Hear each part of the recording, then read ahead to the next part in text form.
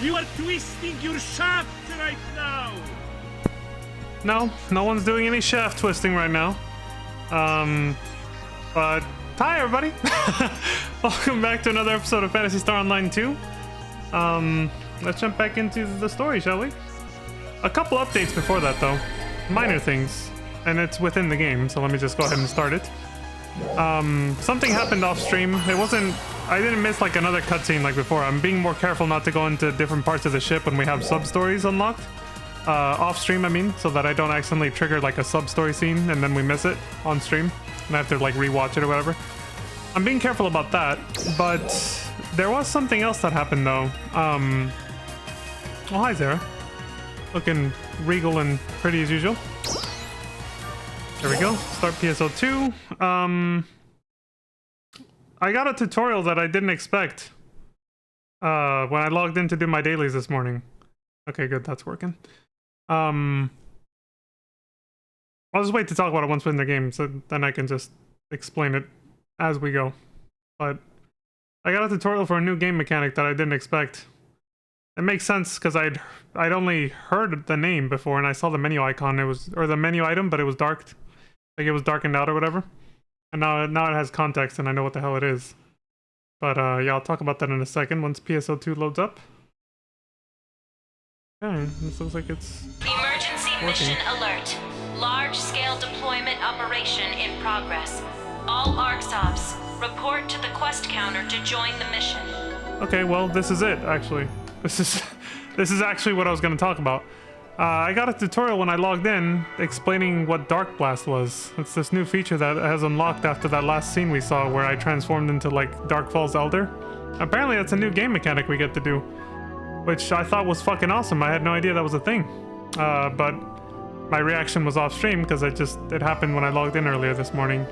I just got a tutorial window like this that said that you can now use Dark Blast, and it explained everything about it, more or less, you know. Well, it did. It's just I need to actually put it into action, you know. You can't just... Information dumps rarely stick just by themselves. I have to actually like put it into practice, right? But here's another tutorial. This one I haven't seen. I'm getting another one as I log in. Let's see. It says Dark Blast Display Aura Mode. It's possible to keep your character displayed on screen while in Dark Blast mode by changing certain settings. Oh, so you can make it look different? Now it looks, in that picture, it basically looks like, it's like when you summon your, whatever the hell they called it, the Guardian Spirit or whatever they called it in Legend of the Gaia 2. You can change the settings for each form by selecting aura options, change color from each form menu, and setting the display type to display aura. You can also change the on-screen prominence of the display aura by adjusting the corresponding transparency setting. Note that the display mode will not affect your abilities in any way, so feel free to choose the display mode that you prefer. It's also possible to alter how the auras of other players will appear to you via options. Under Others, select aura options for others and then display aura. When the setting is turned on, it will ensure that other players' auras will always display. Oh, so that's what that meant. Yeah, so I remember seeing settings for Dark Aura, or sorry, for Dark Blast, like that. And was like, what the hell is a Dark Blast? I guess I'll find out later in the game. And yeah, the time finally came. I now know what it is. But I was wondering what the hell that setting actually was. I would see it, here. It was darkened out before, but now I can actually access this menu.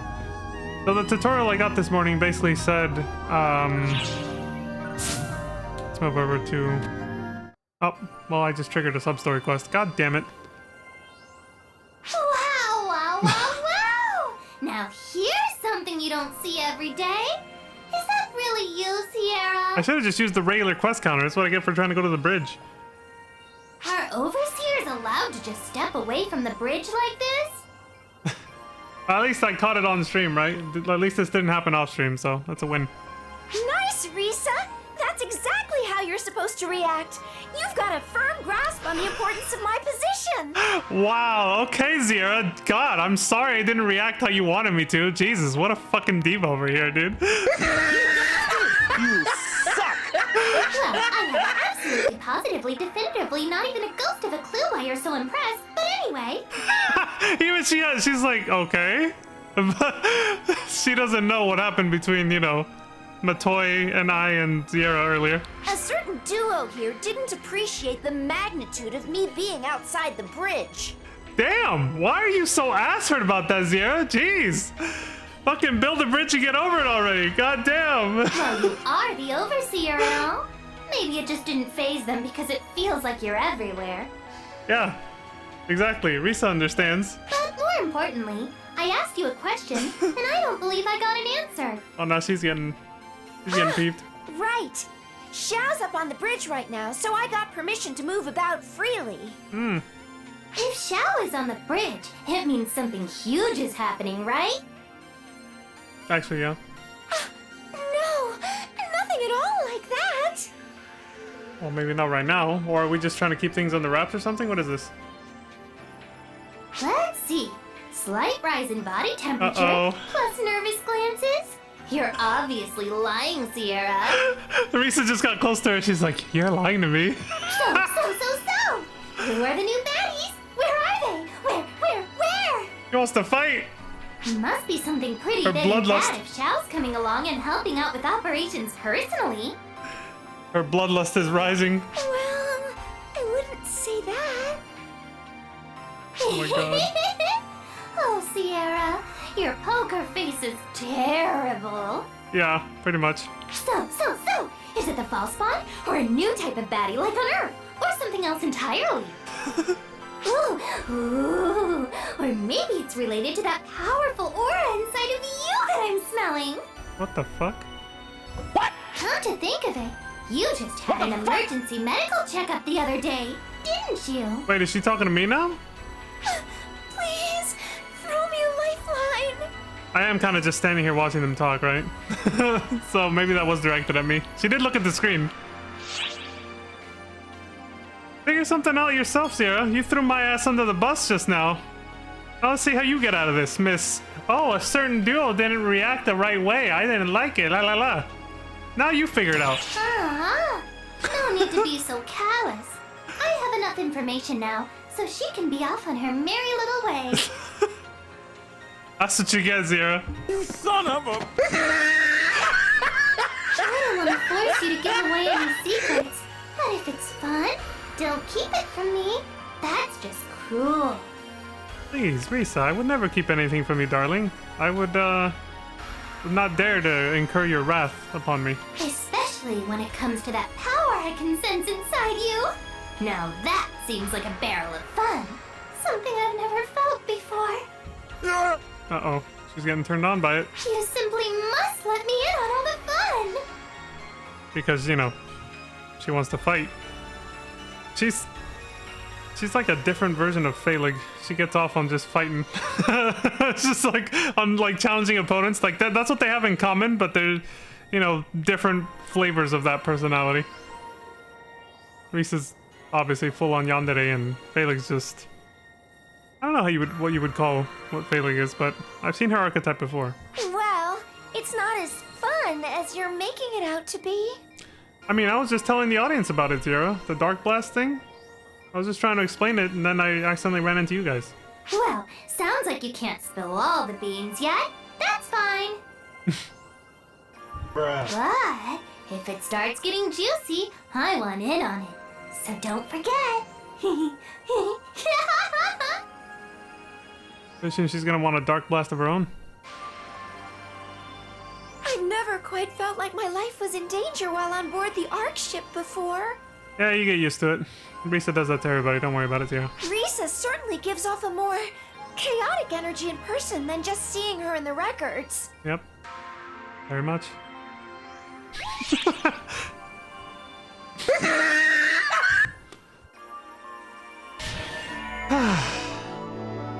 It's pretty funny. Ooh. Somebody else is here.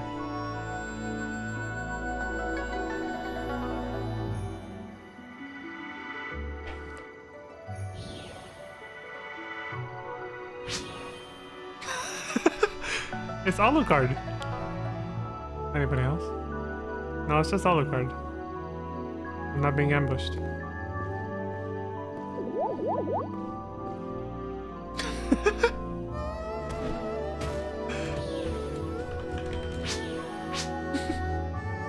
Hello, friend. Hi, Alucard. I assume you probably You probably tuned into the stream. I was just explaining what Dark Blast was because I just got a tutorial about it off stream. And I was gonna go into the bridge to look at the list of sub-story scenes, and then I accidentally triggered one right here. Was I standing here the whole time? I wonder when you trigger these sub-story scenes, I wonder if you're like, if your character's just standing here and then other players can just see you. Just standing there doing nothing.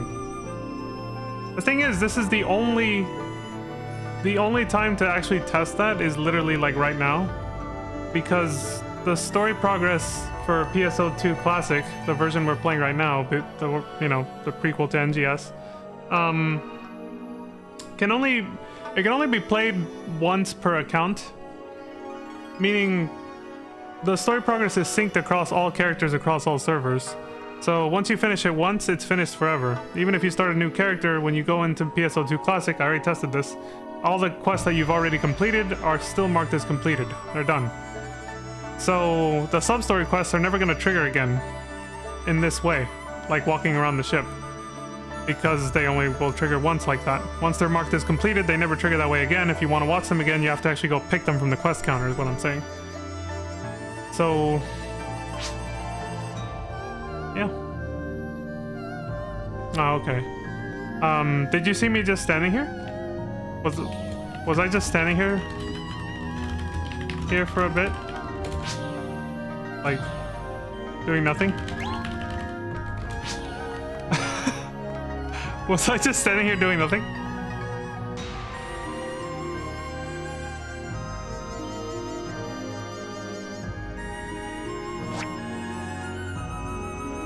Also, did you change your outfit? It looks similar to the last one I think I saw you wearing, but it's a different dress.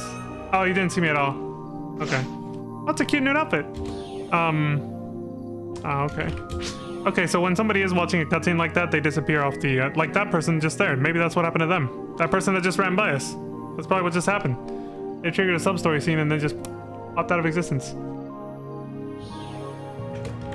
Alrighty. Let's get info.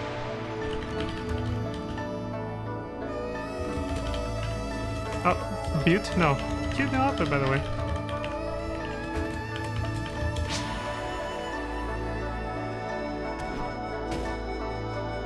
Cute new outfit. Alright, I forgot you can actually shove other players around. That's just on your screen. Like, if you walk up to another player, you kind of move them a little bit. But if you move them too far, their character model will automatically walk back to where they're supposed to be standing. Because on their screen, you don't move them at all. It's weird how they did that. I wonder why they chose to. Maybe they just found that a little bit more immersive than...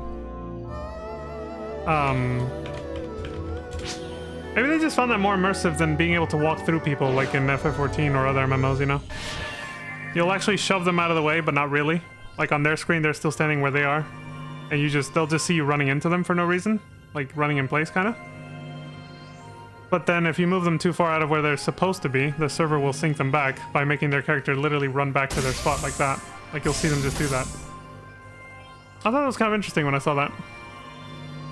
Although NGS doesn't do that though. That was just this game. NGS does it like FF14. You just walk right through people now. At least. Wait. No, never mind. For some reason I misremembered. No, it's still the same way. Yeah, you still just shove them out of the way and then they walk back into their spot. It's pretty funny because in the main towns like Central City and Ratem and all that, they just kind of walk right back. Like, because everybody, when they log in, they're all in the same exact spot for those cities, for the major city hubs or whatever. Everybody logging in is just constantly shoving each other around, so then everybody's just running back into place. If there's a bunch of people logging in all at the same time, it's a fucking mess. But still, it makes it look lively, I guess, you know? It's something. Alright. So which sub-story quest was that? We saw it on the list in yesterday's stream. Let's see what it was.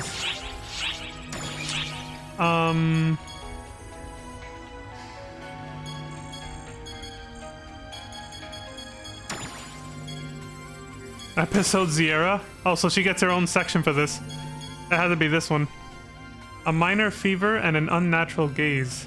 Zierra and Risa. Yeah. So that's the scene we just triggered by accident. So yeah, on our second playthrough, that won't be a thing anymore. Because see how it's marked as completed with the little crown now? yeah, thanks to that, there's no way to trigger them around the... It'll be like that for any new character you log into. Every quest you've cleared up to this point, basically, is just, they're all marked like that. Like the little crowns. Even on a different server, it doesn't matter. The only way to, like, actually do a fresh playthrough again is to literally make a new account. A completely new account. So you gotta get, like, a whole... Like, if you're playing on PlayStation, you have to make another PlayStation Network account or a Steam account. There's no other way to reset the story. As far as I know. Which is, you know, it's fine. It's just kind of... will make it a little weird to do a replay on a second playthrough, or on a second character, but, you know, it's nothing... That's nothing game-breaking, thankfully. I'll probably have to skip over the Alma commentary cutscenes for, you know, some of the major events. But yeah, it's whatever.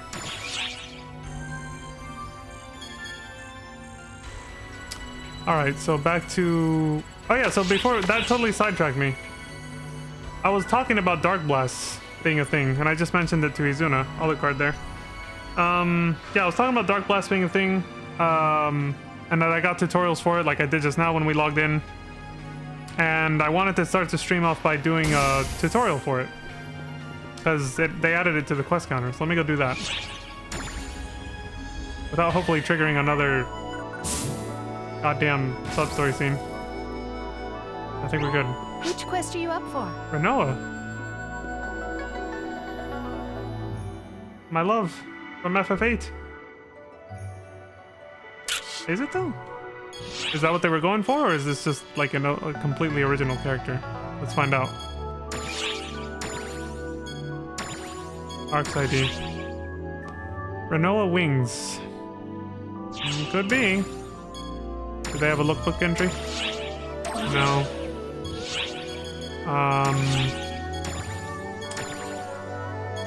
Look breakdown. Well, that just shows what they're wearing. That's not really going to tell me anything. Huh, I don't know. They're a cast, though. Which quest are you I didn't up notice for? that. Anyway. Sidetracked. Let's see. So if you go to subquests and then... Is it here? Or is it... No, practice quests. I never even did the one for Hero, and since they just introduced that class formally... They just introduced that class formally in this episode, so I feel like now's a good time to do it. I'm gonna do the hero training, and then I'm gonna do the Dark Blast training. Let's do that. Hero basics, level 1 and up. Exercise 1 is using swords variant attack. 2 is the Spirit Bolt. Twin machine guns, reloading them. Palace. And Photon Arts. Yada yada. Moving at a high speed using a talus. Oh, I think I know what that is, yeah. Accumulating hero focus using a hero time finisher and practical combat training. Alright. Let's do it. I mean, these are single player anyway, so none of that matters. I don't know why they give you a matchmaking screen for that. Emergency mission alert. Large-scale deployment operation in progress. All ARCSOPs, report to the quest counter to join the mission. Bruh. Jesus. Anyway, Zira says, hello, this is the Hero Basics training Let course. the training begin. Oh, here we go. Hero's a new class built around the concept of dominating a group of opponents all on your own. Yeah, Dynasty Warrior style. That's why I like it. They can use swords, twin machine guns, and taluses, but in ways that you've never seen before. First, try unleashing a variant attack by pressing and holding the Sword Photon Art Bright Blade Busting.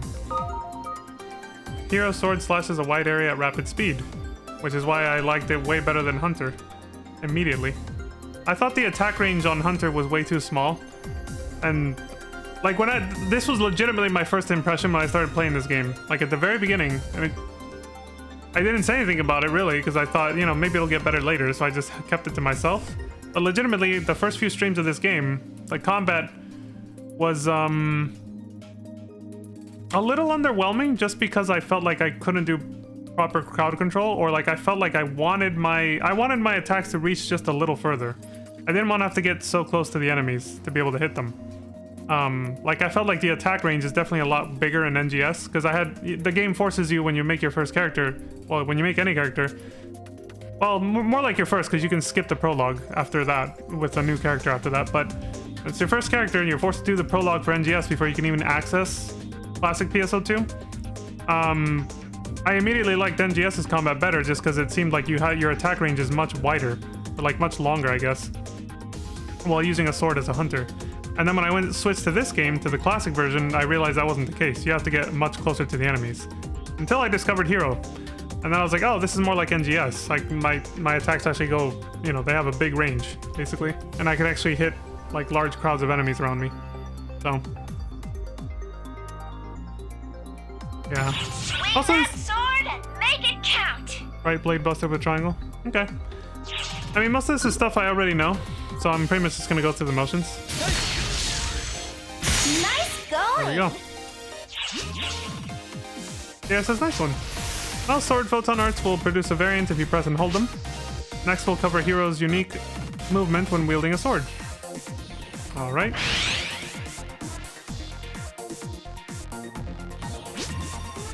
A sword's weapon action allows you to fire a spirit bolt. Try firing a spirit bolt. Yeah, these ones. Shoot some spirit bolts and ruin their day.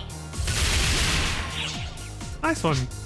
Moving right along, we'll try charging spirit bolts. Go ahead and charge one up. Charge up and blam! I almost forgot about this. Welcome them to the jam. Did she say welcome them to the jam? Excellent work. I've never fucking heard that saying before.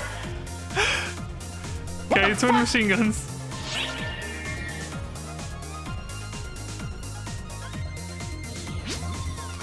Time to learn about the twin machine guns. A hero's normal attacks with twin machine guns consumes photon points. Try using twin machine guns to defeat the enemy.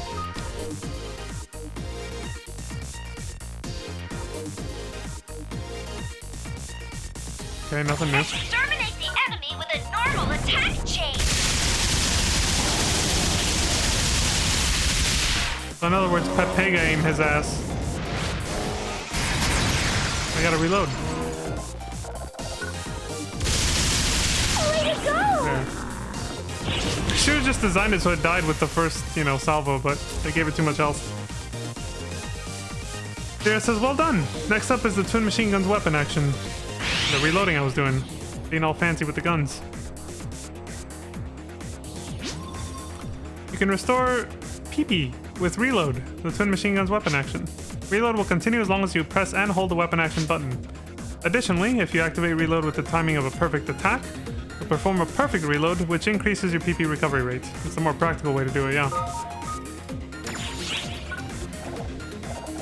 I know Kung Fu.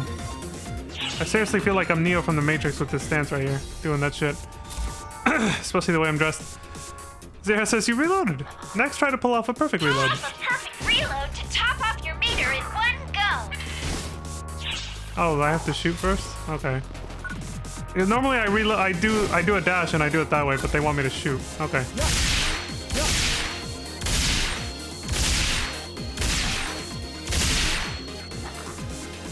For 2 seconds. You did it! Okay. So you can hold it down and it'll just reload a lot faster that way too, so you don't have to keep doing it the way I was doing. Alright, well I guess that's another way of doing it that I didn't know about. That works. You did it! Perfect reload is an even more effective way to restore your PP. Next we'll cover taluses. Hard not to chuckle when I say it that way. The PP. Yeah, it says time to learn about taluses. A talus's normal attack has 3 steps, and there are photon arts too. Okay, try hitting the enemy with the step 3 normal attack. Unlike conventional taluses. Gives you a versatile mix of talus attacks, yada yada. Yeah. Block them hard with a talus.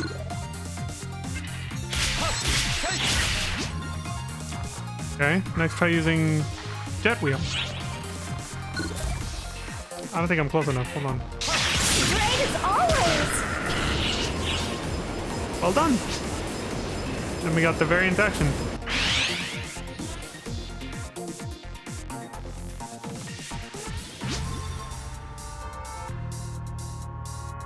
Yeah, some talus photon arts continue to have an effect even after being unleashed. Jet wheel's one of them. There are also some like fallback gambit that allow you to switch to specific weapons, such as the twin machine guns. They all have that, yeah. After unleashing the Talos' jet wheel, activate and hold fallback gambit to switch to your twin machine guns. I've done that before. Sure. Swap to another weapon while you're using a photon art. Okay.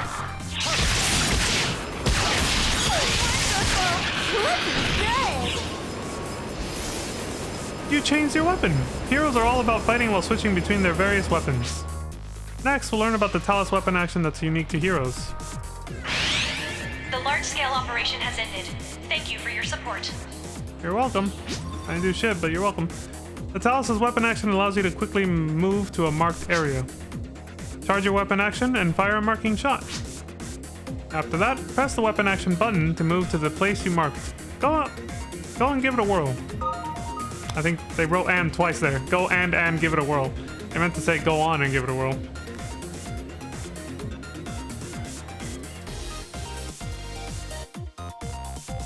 Yeah. Move around freely when you're using a weapon action. This is like using those giant... In fact, this is where they probably got the idea, to use those giant spinning like disc things that you can find in NGS that allow you to do exactly what this lets you do. Like this. Do that, and then... Yeah. There's literally an item in NGS that anybody can use that lets you do exactly what this does. Like that. Wow, just great. I never landed on the boxes. I kept going too far. There says, you're a whiz at whizzing around with the Talos. Making the most of high-speed movement will give you an advantage in battle. Next, we'll cover hero focus.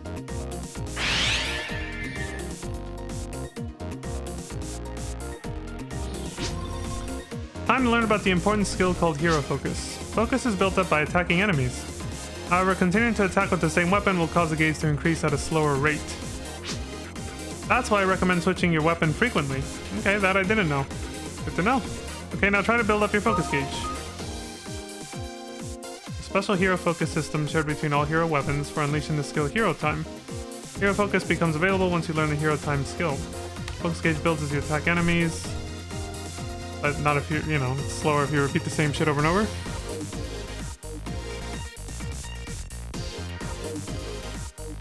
Okay. Land an attack and charge your focus gauge to max. Okay. Oh, that's I don't have my usual setup, but okay. And then...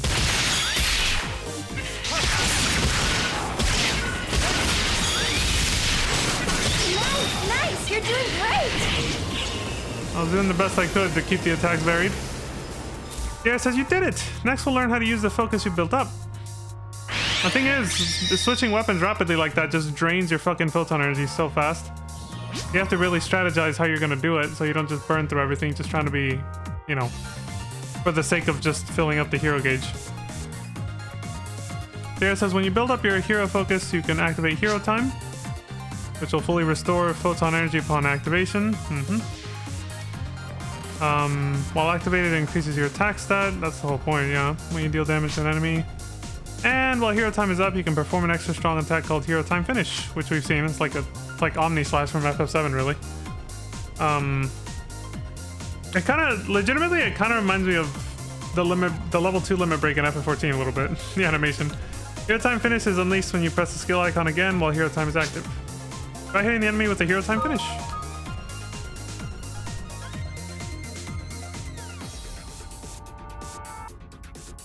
Yeah, time it carefully, because it'll end it, yeah.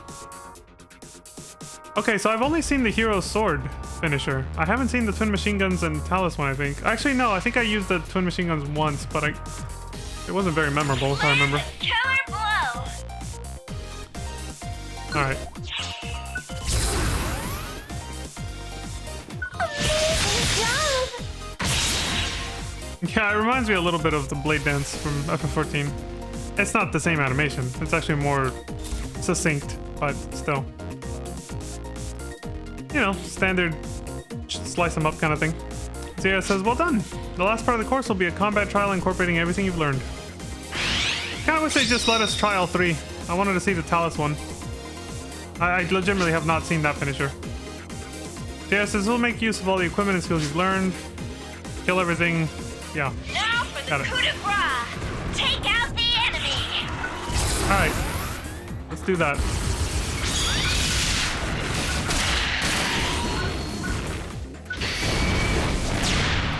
Okay, so that's the finisher for twin machine guns. It's just a shockwave that hits everything at long range. Okay.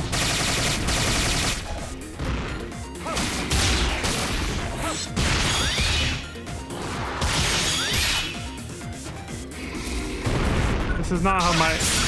I don't have my health bar set up the same way that they have it here, so... This is really jank. Oh shit, I'm out of,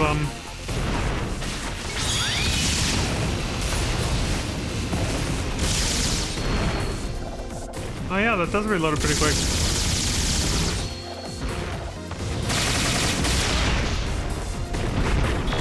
Okay, let me get out of targeting like that, because...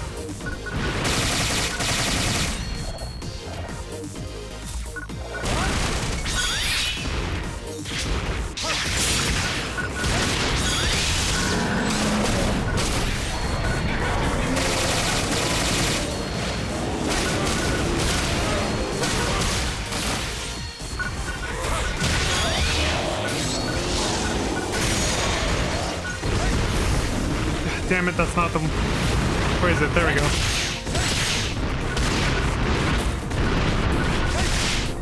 Oh, God, my muscle memory is not... This is not my goddamn setup.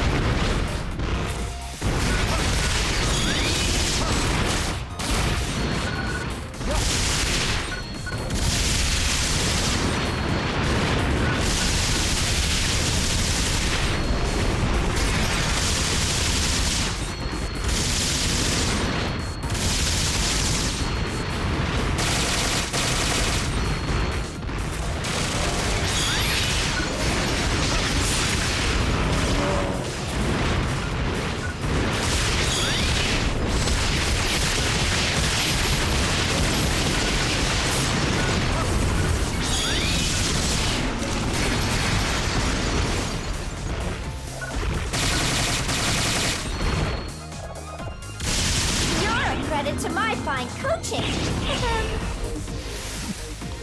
Yeah, it says great work. This concludes the Hero Basics training course. I hope you'll try out other training courses. Bye for now. But yeah, we do have one more.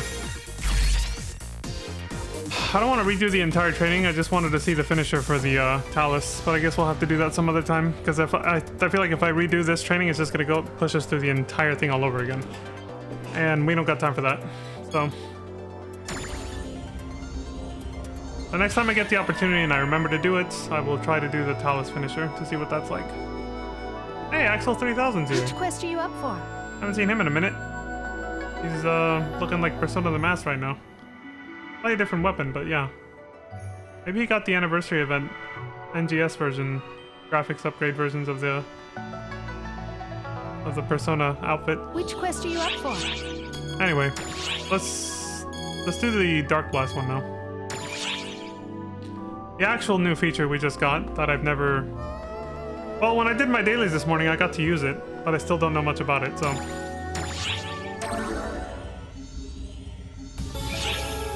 I feel like Matoya is gonna get to do this soon, too. They hinted at it in the story, that she might have the same ability. Yeah, it says, hello, this is the Dark Blast Basics training course. Let the training begin! Dark Blast is a way to temporarily wield some truly amazing powers. How awesome is that? First, attack the enemy to build up focus. Once you have enough focus, use the Dark Blast skill on your sub-palette to activate it.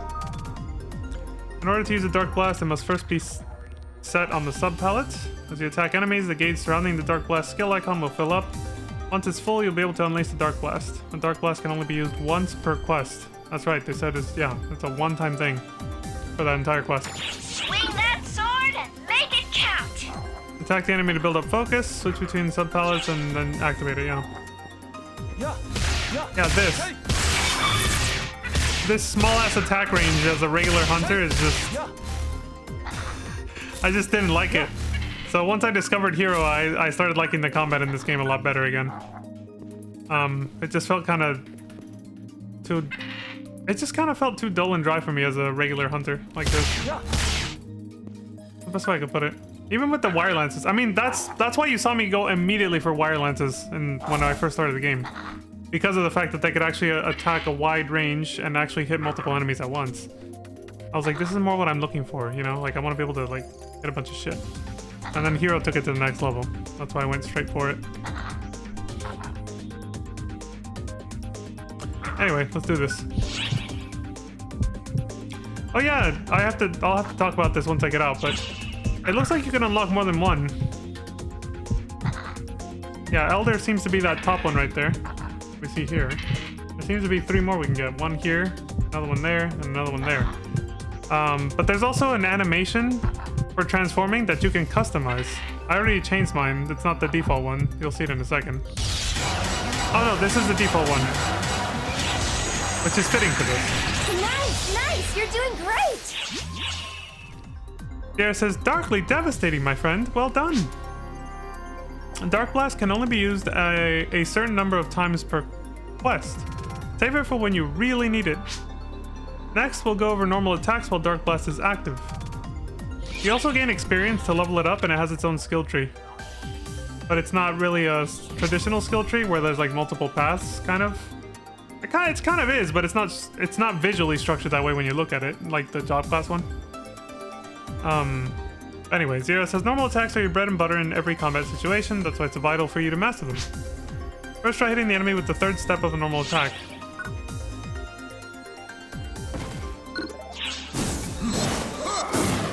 Like that. Zero says yes, you did it. Next, we'll practice combos. I think we hear the voice of Get 'em Hope too. By learning skills, you can extend your normal attacks to 4 or 5 steps. Selecting Dark Blast. Yeah, that's what I was about to talk about. Yeah, the skill tree thing. Special EXP is required. It builds up during quests by defeating enemies, but it can only be gained by the player after completing the quest. You can't drop out, is what they're saying. The built-up EXP is shared account-wide. So if I max level this now, when we play as an alternate character on any server, just like how the story progress is synced, this will be synced as well. So when we replay this game as Zera, depending on how much I leveled up the Dark Blast, you'll end up reaping the rewards for that, basically. You'll be able to use this right from the beginning of the game, and be able to, maybe this is probably one of the main reasons that you can't reset story progress, but, yeah, so she'll be able to use this all souped up. So the second playthrough is definitely going to be way easier, just because of this. But there are also some skills with unique requirements that must be met before they're unlocked.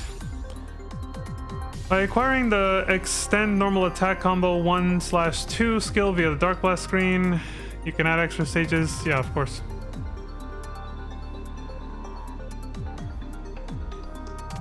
The added attacks take some time to get up, but they really pack a punch. Okay. You also move incredibly fast because you're enormous, so your stride as you walk and run is huge. So you can get around pretty quick, which I like. 1, 2, 3, 4. 1, 2, 3, 4, 5. There we go. You did it! Here it says, yeah, nicely done. You can strengthen your normal attacks and gain a variety of actions by learning skills. Next, we'll cover photon arts with special effects. Oh, this I'm curious about. Some Dark Blast photon arts have special added effects. Go ahead and try one out. During Buster quests, Punishment Knuckle will deal major damage to enemy forces. Punishment Knuckle is a photon art in which you unleash a devastating punch after charging up. Charging will result in a greatly increased attack power. A fully charged punch is capable of destroying the demon bulwarks that appear on Buster quests in one hit. That thing in the picture? I like how even this new feature is partially directly tied to the other new feature that this episode added, the Buster Quest thing. They really wanted to put a lot of focus on Buster Quests. It's like the big new feature that they brought out for this episode that they just really wanted everybody to play. It seems. It's the fact that so many mechanics, other mechanics revolve around, including the story itself. It's just kind of funny. They're like, please play these. Charge up and blam! Welcome him to the jam! She really did say that last time. What the hell kind of cringe saying is that?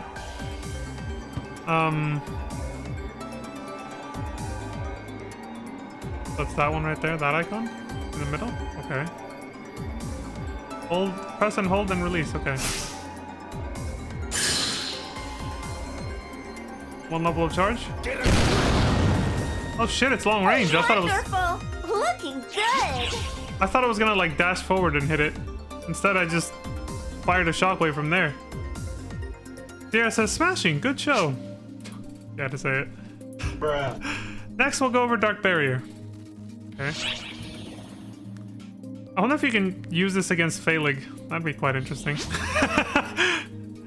None of the videos I watched defeating her used this, so I don't think so. But then again, those videos might have been recorded before Dark Blast even came out. Azira says, Dark Barrier is a special skill that affects the enemy's actions. It will draw enemies' attention to you and slow their assault. The thing is, even if you can use this against her, it probably won't help you much, because she still can kill you in like 2 or 3 hits, and you're a massive target like this. A Dark Barrier is a skill that raises a large photon wall in front of you. As long as the wall is up, any enemy in its vicinity will be drawn to it.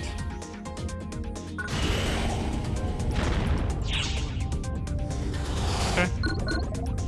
I could rotate the camera when I'm... Amazing job! It's like a weird provoke. Or taunt. Dara says, wonderful. Next we'll cover Ultimate Impact. Yeah, it's really just calling enemies' attention towards you. Okay.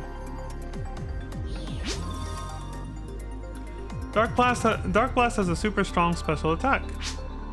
It's an extreme attack that can only be used once per Dark Blast activation, and it's rightfully called Ultimate Impact. You channel into your arms and then release it all in a focused cataclysmic blast. The skill has an enormous area of effect and monstrous attack power. It can only be used once. Land a killer blow!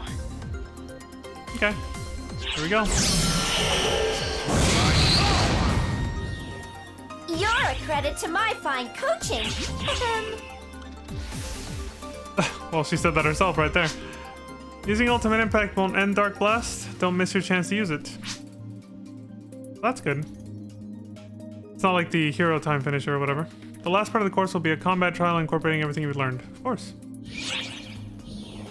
Let's do it. I didn't get to... When I did my dailies this morning, I didn't get to use the one that's bound to R1. What is that? Here it says this will make use of all your photon arts and skills you've learned. Okay. You also have access to skills that increase your movement speed or recover your HP or something. Things they didn't even cover, basically. Now comes the real deal. Kill all the enemies. Oh, that's what that was. I don't have this unlocked yet, so I can't do it outside of this combat training. It was grayed out. That lasts a long time.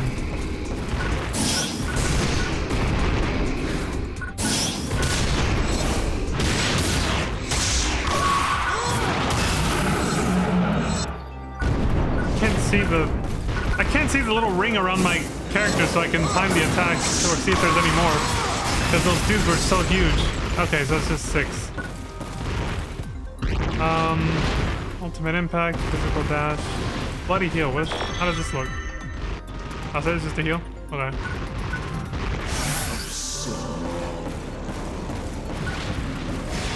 Oh, I get it. It works like a decoy, I guess? Maybe?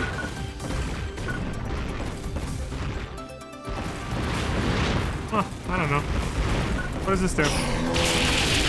Oh! Alright, I like that. DBZ style with the quick punches.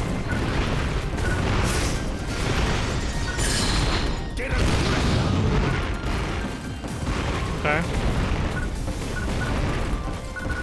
That's the recovery. Okay, I think that's it. These are the last three. We should finish them with style.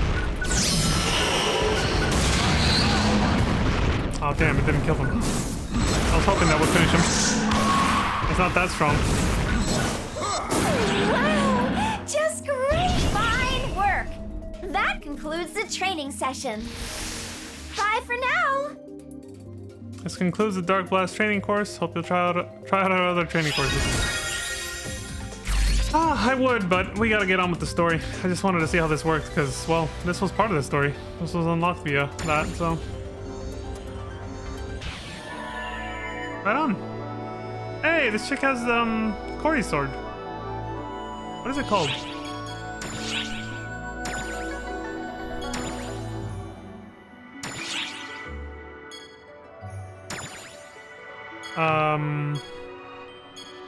Magic Sword Graham.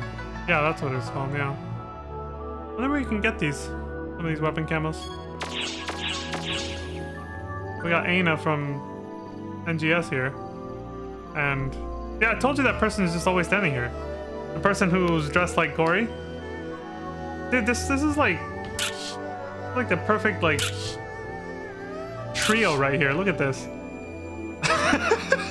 It's like they all showed up together and they're ready to start their adventure in PSO2. I don't know. It's like a party of three like you would see in like a traditional JRPG or something.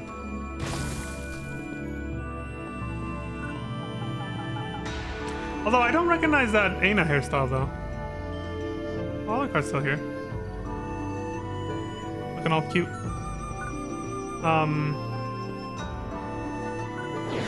But yeah, anyway.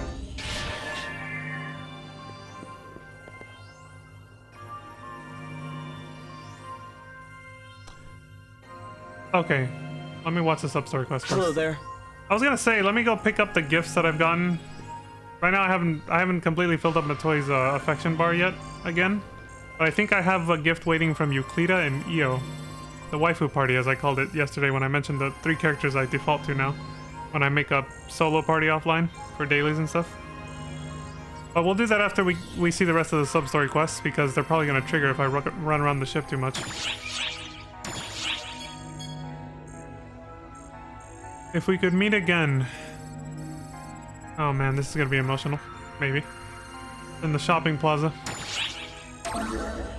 It involves Melrandia and Gedemholt. October 21st.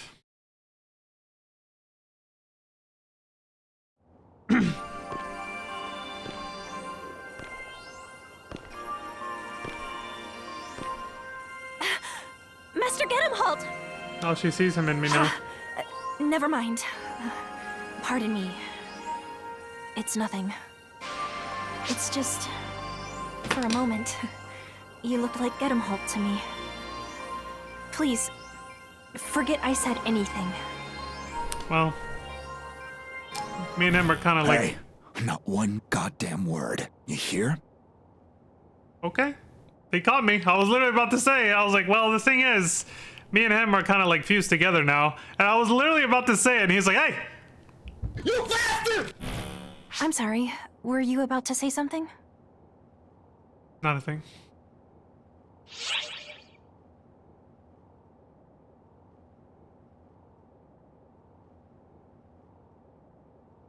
Would you like to meet Gedemholt? Absolutely. If only I could. I'm sorry, I can't leave her like that.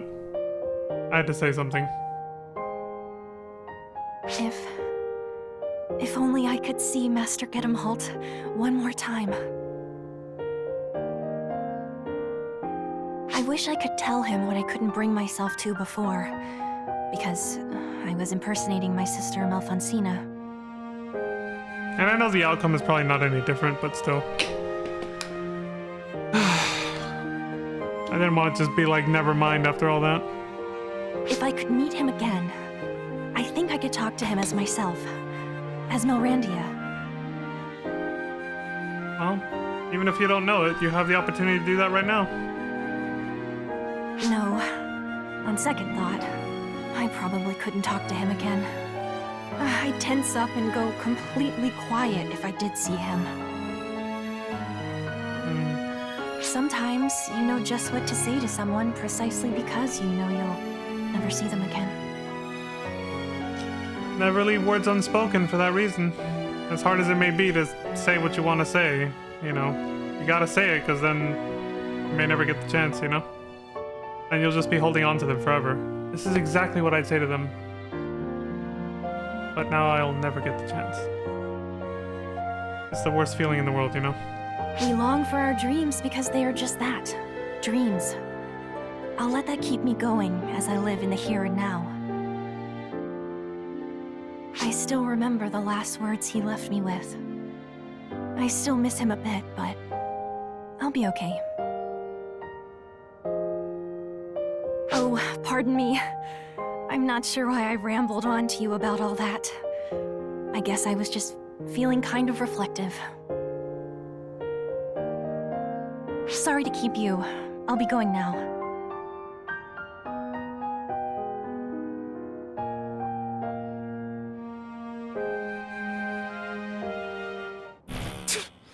You were gonna blow the whole thing. You think you can butt in? Sorry, dude, but part of the reason I made that decision, I didn't say it in that moment, but is also because you were also kind of a dick the whole time that I knew you. So, I was kind of like, fuck it. I'll tell her, but I didn't. So, shut up.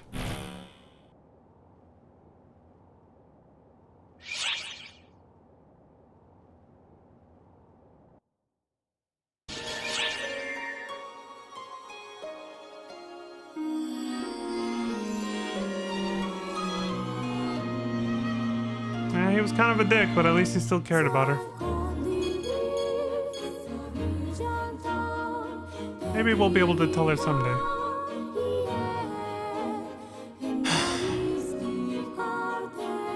Oh, funny how that unlocked this one, the Xeno story. Yeah, we got a whole quest line to go down with that. I'm glad they didn't just leave it at, you know, that one scene. All right, let's watch this first. Alma the Fickle.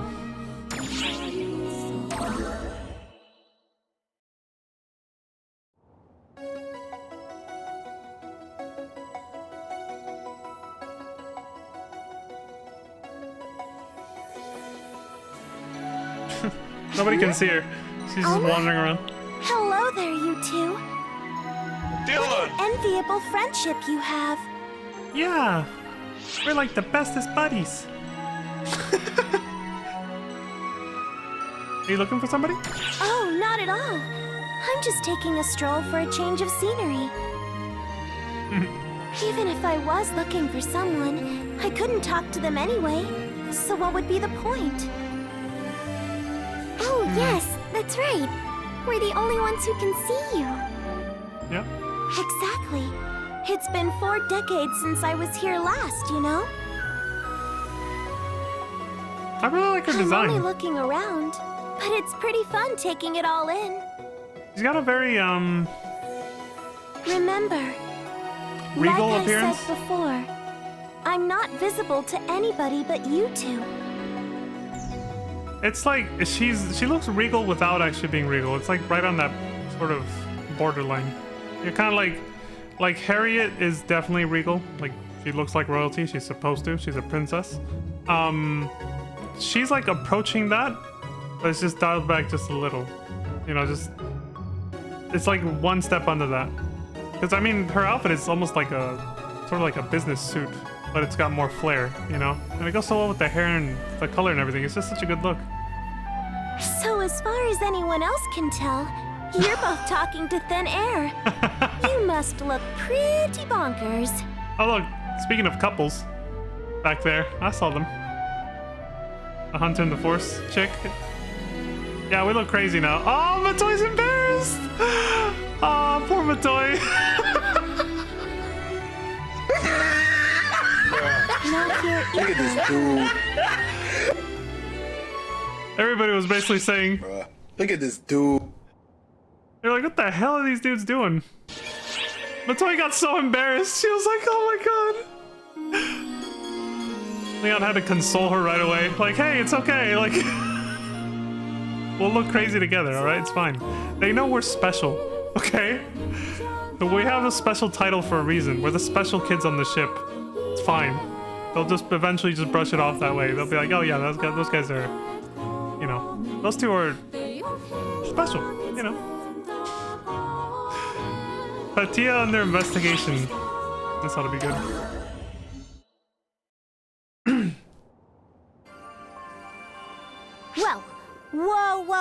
Whoa. Ark's legendary guardians? Walking around peacefully?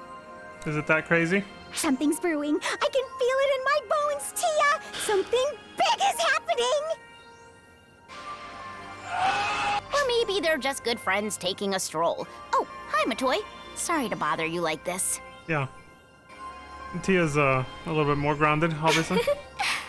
Patty and Tia, working hard as usual, I see.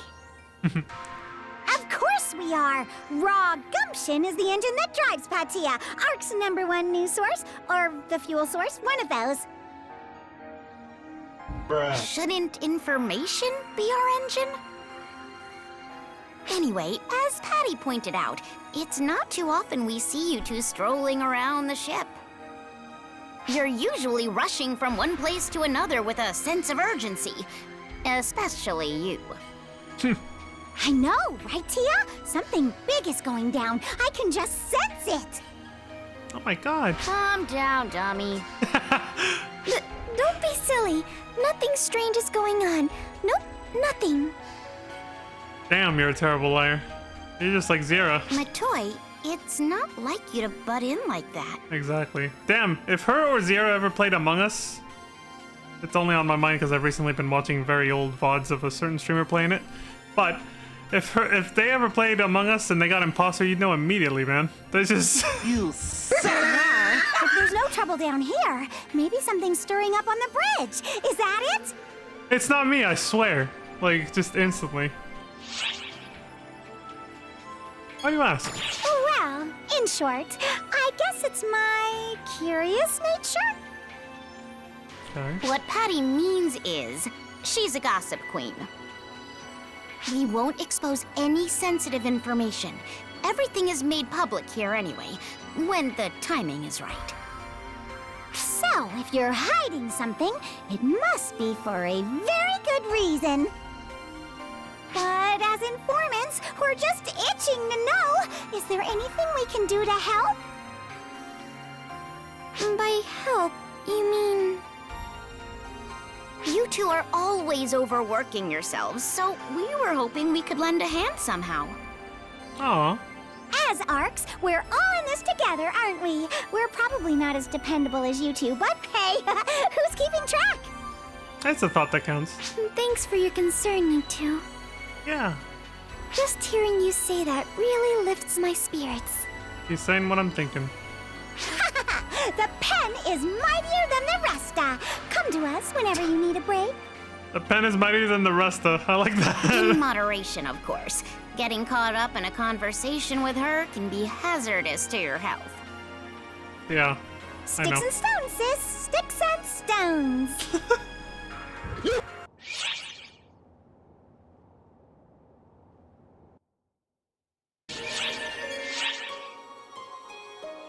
She's like, I ain't even mad.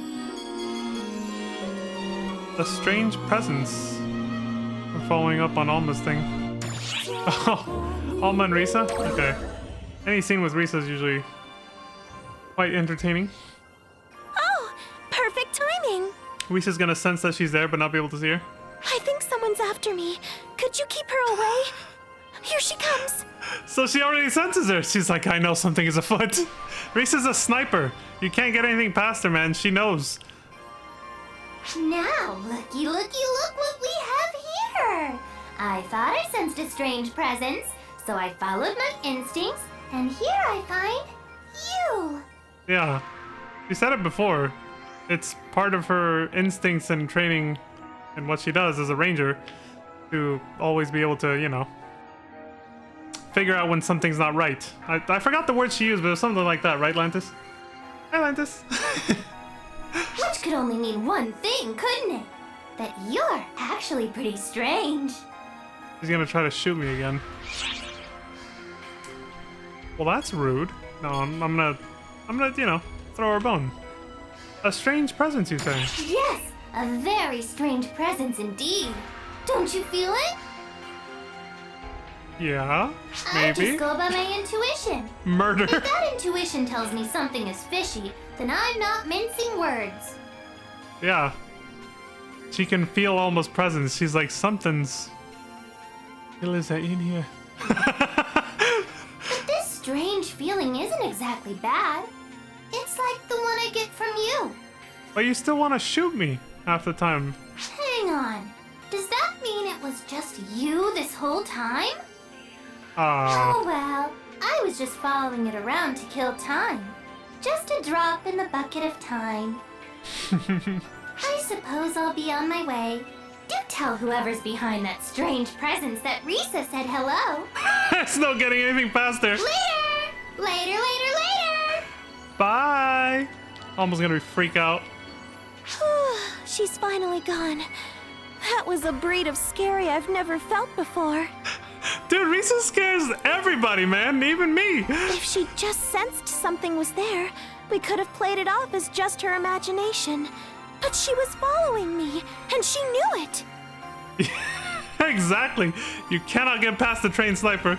I guess it's a testament to how confident she is in her senses. Especially a yandere one. Either that, or maybe I stink. What? Okay, I guess it's not that. You just did a sniff test on herself. Bruh. What?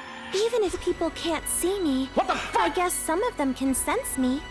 Arxops sure are full of surprises. Surprise, motherfucker. Yeah.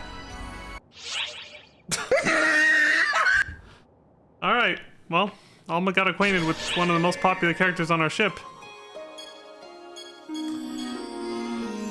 Xeno's story. We haven't seen this guy in a hot minute, man.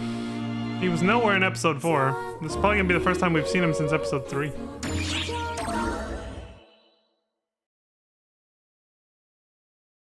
October 27th. Same day.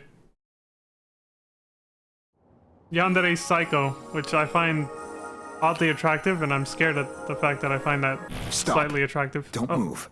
Stay right where you are.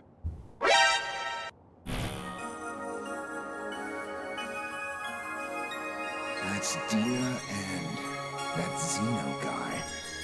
Oh, they're being awfully chatty. God, this is like having Ardbert glued to the hip with you in Shadowbringers in FF14.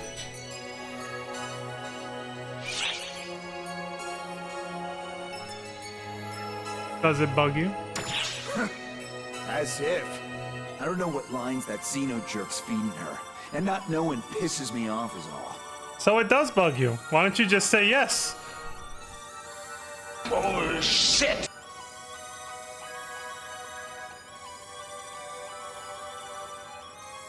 Looks like they're done talking. Hey, give me your body real quick. You want to hijack my body for a second? Alright. This is exactly like Ardbert and Shadowbringers. Hey, motherfucker! Is something the matter? I'm just dancing. I'm just practicing some new moves. Don't worry about me. Oh, shit. Well, what do you want to say to her? Don't freeze up. I'm the one left holding the bill here. Say something, prick. Hey, do something, damn it. Oh, for fuck's sake. Now he wants me to do something. Excuse me? Are you alright? This asshole just threw me under the bus. Now I'm the one who looks stupid. Now I'm gonna look like I'm stalking her and being a fucking weirdo when it's just him. Damn it.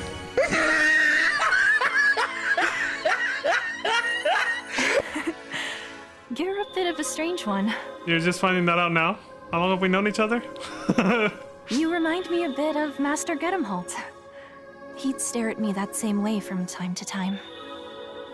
That's because he was just staring at you. It wasn't me, it was him. God, she's never gonna believe that. In fact, Xeno and I were just reminiscing about Master Gedemholt and my sister. Okay, he's getting what he wants. He's finding out what they were talking about. Oh fuck, who do I ask about? Shit. About your sister? Yes. Sometimes I ask him to fill in the blanks, as it were. Things I didn't know about the two of them. That's a perfect emote for that, Landis. That's literally what my character was kind of doing. Just a little bit, you know? That walk. Sometimes I ask him to fill in the blanks, as it were. Things I didn't know about the two of them. You know. As for what kinds of stories he tells me...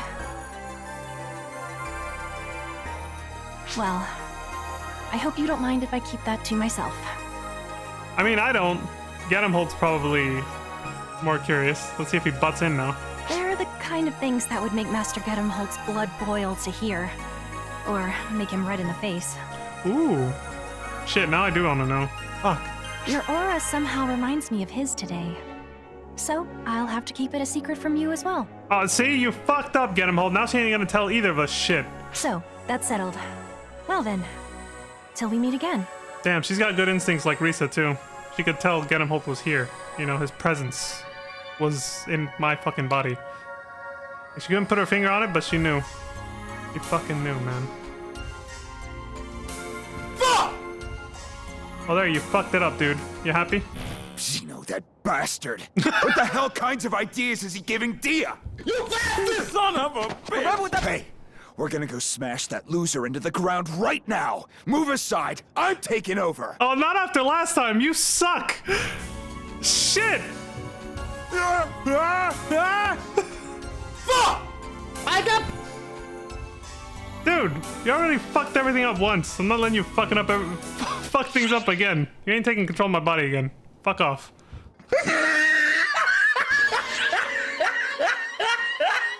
Learn to suppress your mana, old man.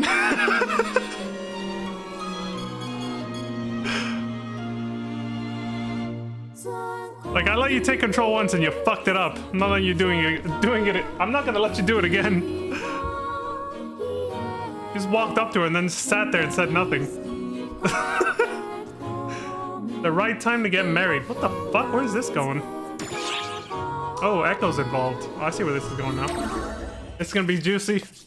We're getting some good shit. Holy shit, November 10th? This is hella far into the future. It's like almost a month later.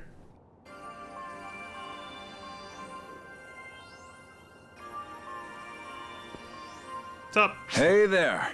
Hard at work as always, I see. Yeah. Why don't you try working for once? You're supposed to be training recruits, big bad instructor man. You suck! What can I do? Regius and Maria are so gung-ho, I don't have a chance to train anybody. Uh-oh. Did Maria sneak back into the training bureau to get away from general affairs? I'll bet Sarah is furious. Sierra? Aren't you supposed to be manning the bridge? Oh, here we go again. I'm fine. One thing led to another, and I scored clearance to wander the ship. Now that I think about it, you always call into our command meetings instead of showing up, Sierra. Everyone's realizing she's never out of the bridge. What bothers me more is how you suddenly started attending all our meetings. Really? Because you don't take notes. Consider me your bona fide secretary, mister. Anything to stay near him, huh? Being here face to face makes you realize things. You caught on. Like what? Zeno, Echo, why haven't you two gotten married yet? What? Surprise, motherfucker. I want to know that too. Well, oh my god, both of these answers are good. I'm gonna go with this one. One of Arx's greatest mysteries, actually. Why aren't you two married yet? Everyone's been thinking it. Now that I see you together, it's so obvious. Hell yeah, let's pick on him. Hold on now. Marriage is... Sierra, this isn't something to just rush into. She's backpedaling so hard. The way you two act together, you're practically there already. Exactly. See, Sierra caught on immediately. Before she said the whole marriage thing, I was gonna say Sierra's gonna be like, I just realized you're a mega simp for Zeno. I thought that's what she was gonna say, you know, something along those lines to Echo, but instead she went straight for the marriage line. Even better. But listen, timing, planning, and commitment are very important when making these kinds of big decisions. You bastard! What the hell?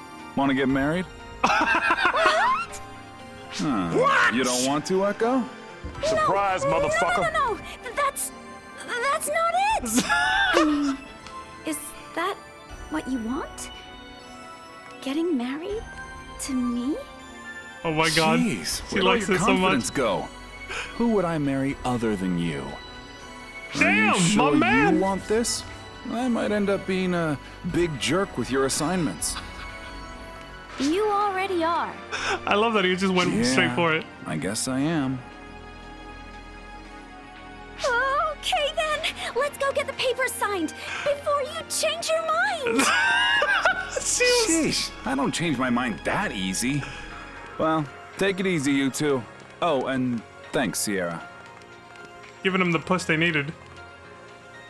Oh my Bye. gosh, did I just get them into a huge mess? You're just realizing that now? You're amazing, Zira. I fucking love you. Thank you so much for doing that. Just seeing that spark between them, I had no choice but to speak up. Somebody had to say it. It took somebody from the outside looking in who was fresh to the situation and has like little to no tact, we'll put it that way, to just fucking say it bluntly, and that did it, finally. Let's go work on, you know what, let me go introduce you to that Hunter and Force couple that we know of from way back then. You can get them married too. Oh my gosh, I'm really getting embarrassed now. I just witnessed something completely mind-blowing. Yes. You didn't just witness it, you caused it. Son of a bitch. Well done, Zia. Well done. Holy shit, that gave us a whole fuck ton of new sub-story quests. This is a whole thing. Alright, well I gotta take a little break, but we'll come back and we'll start chugging away at these. An informant with good news. Oh, of course, Patty and Tia already caught on to what's happening. An Ark's marriage, interest in marriage, a couple's quarrel. Holy shit. This is good. I love where these subplots are going. This is good shit. Oh man. Alright, I'm gonna take a quick break and then we'll chug away at some of these. This is good shit. This is my kind of respite, I guess, or respite from the main story. The kind of slice of life anime kind of shit I like to see, to take breaks from the main story when it gets serious, you know? Alright, BRP. A test.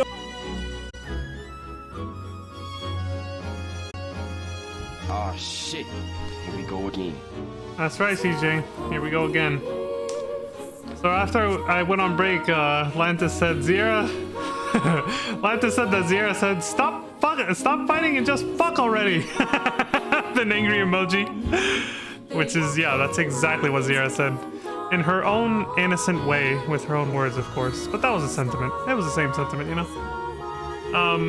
But yeah, what I love about that is how casually Zeno just went into it and was just like, yeah, sure, I'd marry her, why not? Like, I was like, damn. He's, I don't want to say he's come a long way. It's just, he didn't come across as the type who would just casually be like, yeah, sure, why not? After how he was when we first, like, met him and everything. But maybe he always was that way, you know? Like, maybe it's just because the circumstance never came up that he never said anything before.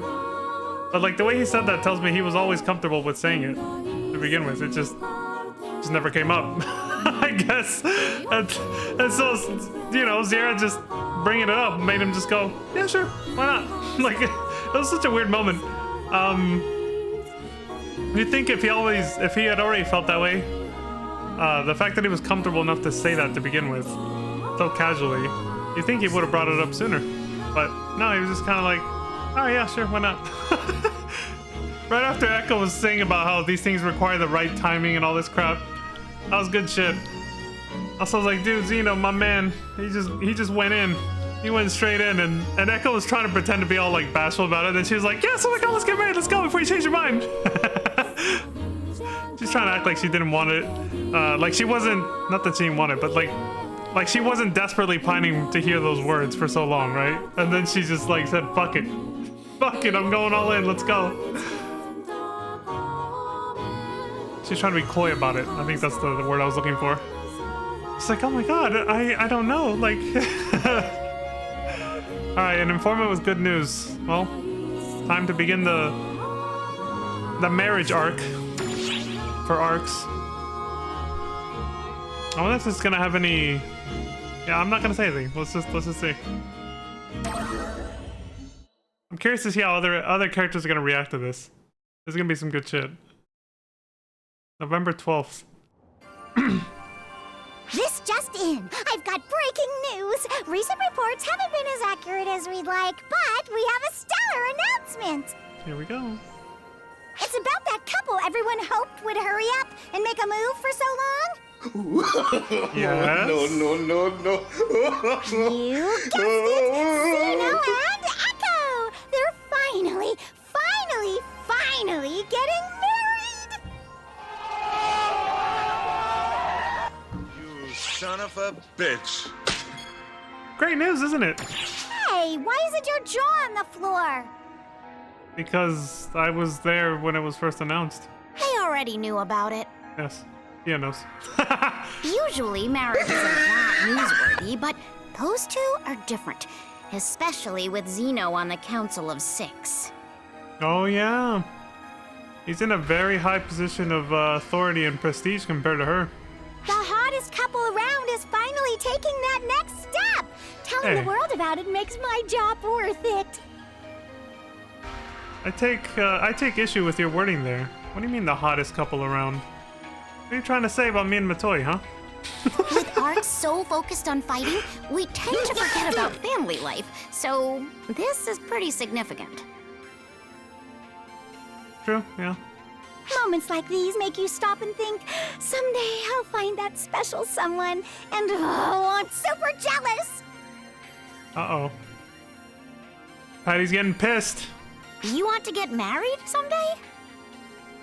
Where's this going? Of course, I'm an old-fashioned girl. Walking down the aisle's my dream. Potential grooms, get grooming. Why are you facepalming, Lentis? It's true. Matoi is my wife, even if only in spirit right now, because we haven't signed any documents. I say we are the hottest couple. I can't even take myself seriously. Okay, Maddie says, oh yeah, she's an old-fashioned girl. Yeah? What kind of partner are you looking for, Patty? Who exactly are you talking to? Okay, that's what Tia wants to know. Tia acts like she doesn't care, but when she was a young girl, she dreamed of hearing those wedding bells ringing too. Really? That was between us, you jerk! You son of a And that concludes another episode of Tia's Innermost Secrets. I'm your host, Patty, signing off. That was fucked up. I guess I better get going too, so... Yeah, sure. Mm-hmm. Listen up, dumbass! Tell another soul about that, and you will wish you never knew me!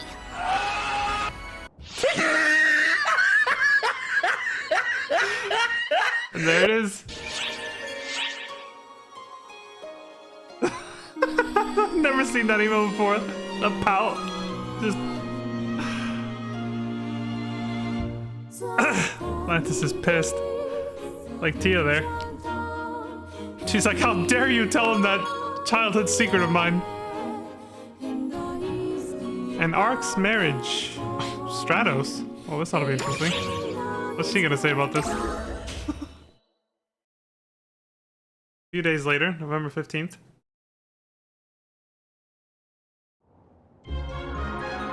Wow. Marriage, huh? It sounds so romantic. Sounds like you want to get married now too. Look, she's daydreaming. Look at this dude. Surprise, motherfucker. Hi. I was really spacing out. Yeah. Caught up in a little daydream. A little. You heard the news, right? About Zeno and Echo tying the knot? I've heard rumors about them forever, but now that it's actually happening, I just get chills all over.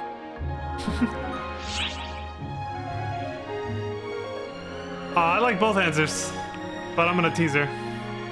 Hoping to get married yourself, Stratos? Oh, well, a girl can dream, can't she? That's the way she's darting her eyes, like, Wait, stop trying to put words in my mouth. This She isn't caught me. about me. I'm happy for them, and that's it. She caught my ass. She's like, I mean, I'd like to get married too someday, but that's a long way down the road. you sure? First, I'm gonna work my butt off to win everyone's approval. And then, I'll meet the love of my life. Exactly in that order. Oh my gosh! Going off on a tangent again! Yeah, because you actually want to meet the love of your life right now and you're trying to hide it. Pretend you never heard that. I am Nope. 100% dedicated to the hero business, and that's it. Nothing more, nothing less. Bullshit! Yeah, I'm calling bullshit on that. Keep telling yourself that, Stratos. Keep telling yourself that. I'm gonna tease the hell out of you about it, though.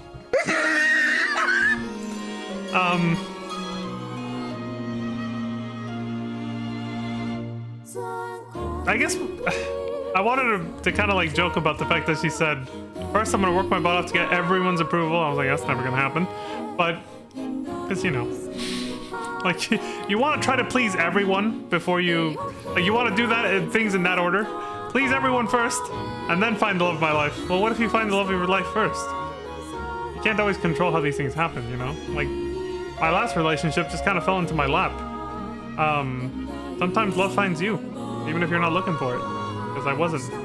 I wasn't looking for it, and it still happened. Sometimes it happens that way, you know? So I would say keep an open mind and an open heart, but she's already doing that. She's just in denial about it. She claims she wants things to happen in that order, but it's pretty obvious she wants the reverse, and that's why she was backpedaling at the end. She's hoping to meet someone now. Interest in marriage with Io. Even better. This just keeps getting better. The next day, November 16th. Getting close to Christmas.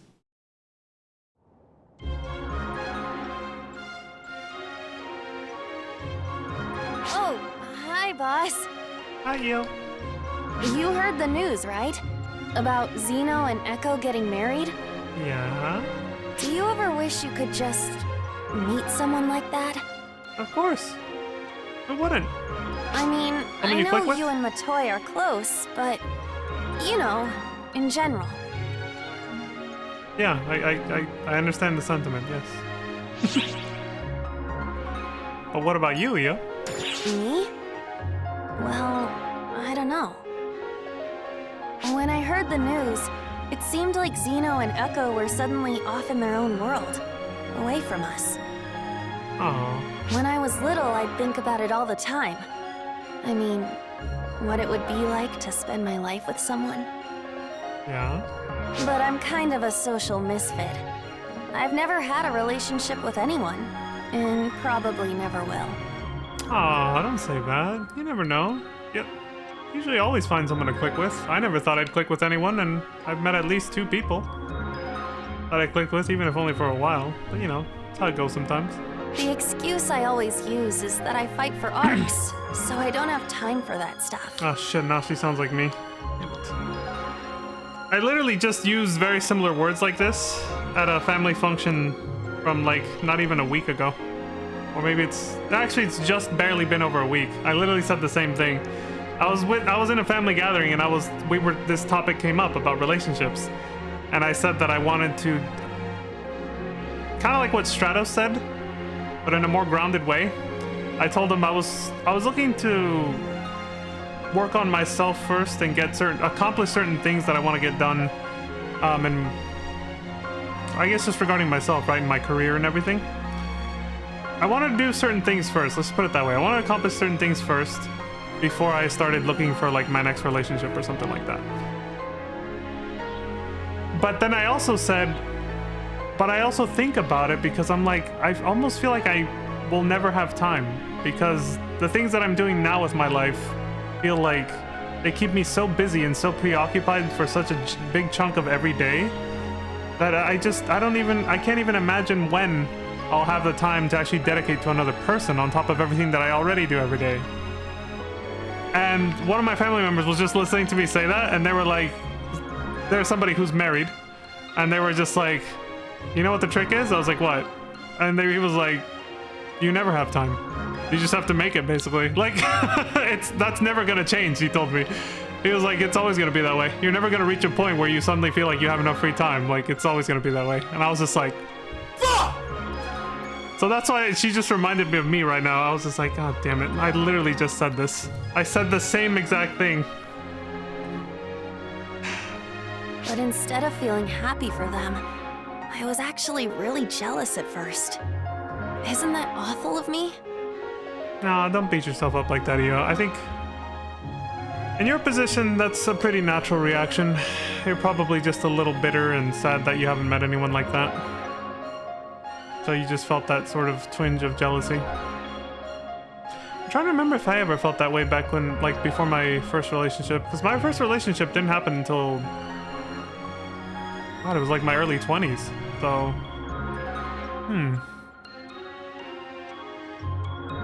No, I don't think I was ever... Yeah, even before that, I don't think I was ever like that. Even a little bit. But... I want to say I didn't really know anybody that I was that close to. It's like, and I guess it also depends on whether you're close to the people or not. I don't think I ever knew anybody close to me that got like in a happy relationship and or married when I was, before I had my first relationship. So I don't know if I was ever in that kind of mental state where I would have felt a little jaded about it. And I guess I'll never know now. But I do know that as far as I can remember, every time I've seen couples get along or hook up or people hook up and stuff like that, I've always been happy for them.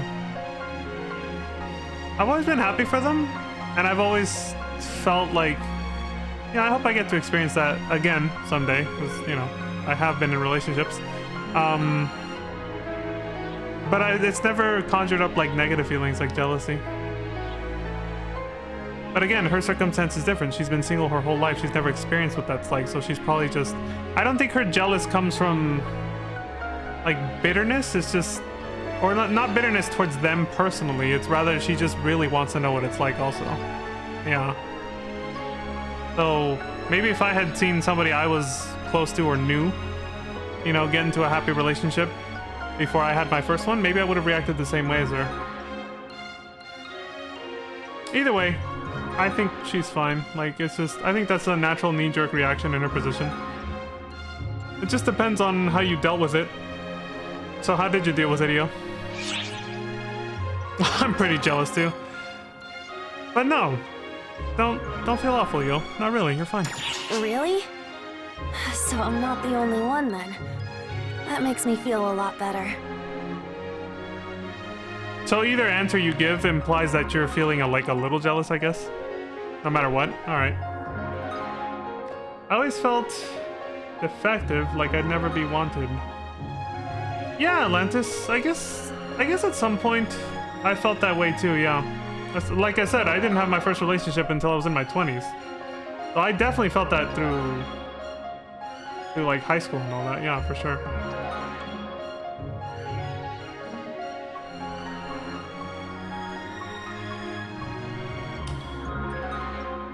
To a certain extent, but not as much because I've had relationships, but to a certain extent, I still kind of feel that way sometimes now, only because, and this is letting y'all in a little bit on my past two relationships. We had some things in common, but it never really felt like, I never once got the feeling with either one of them that this is like it.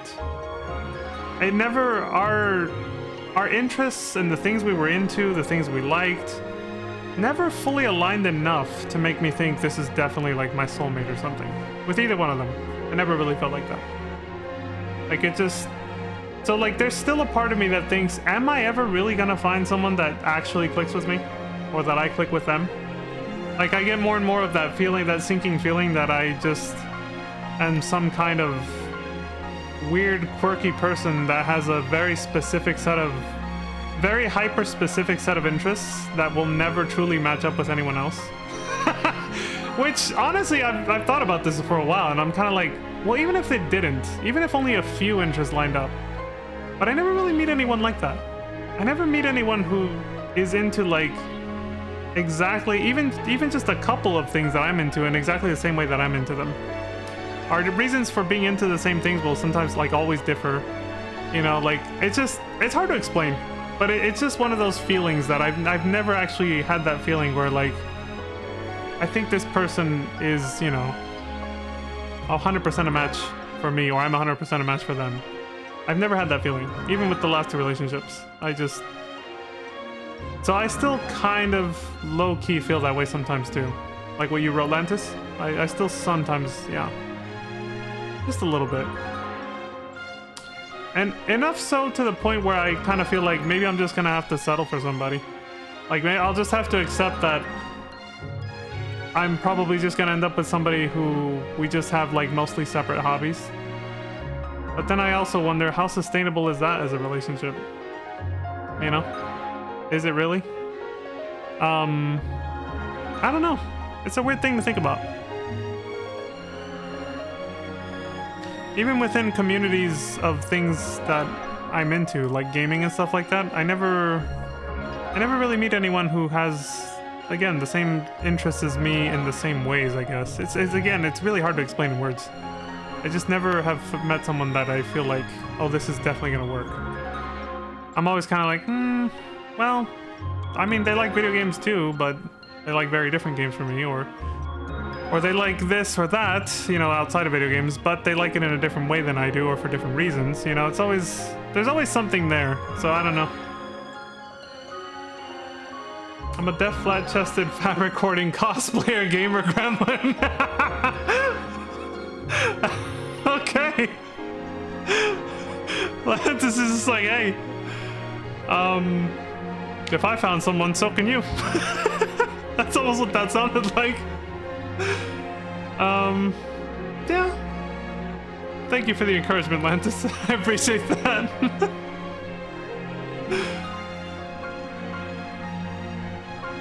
Even if that wasn't your intention. It did kind of make me feel that way.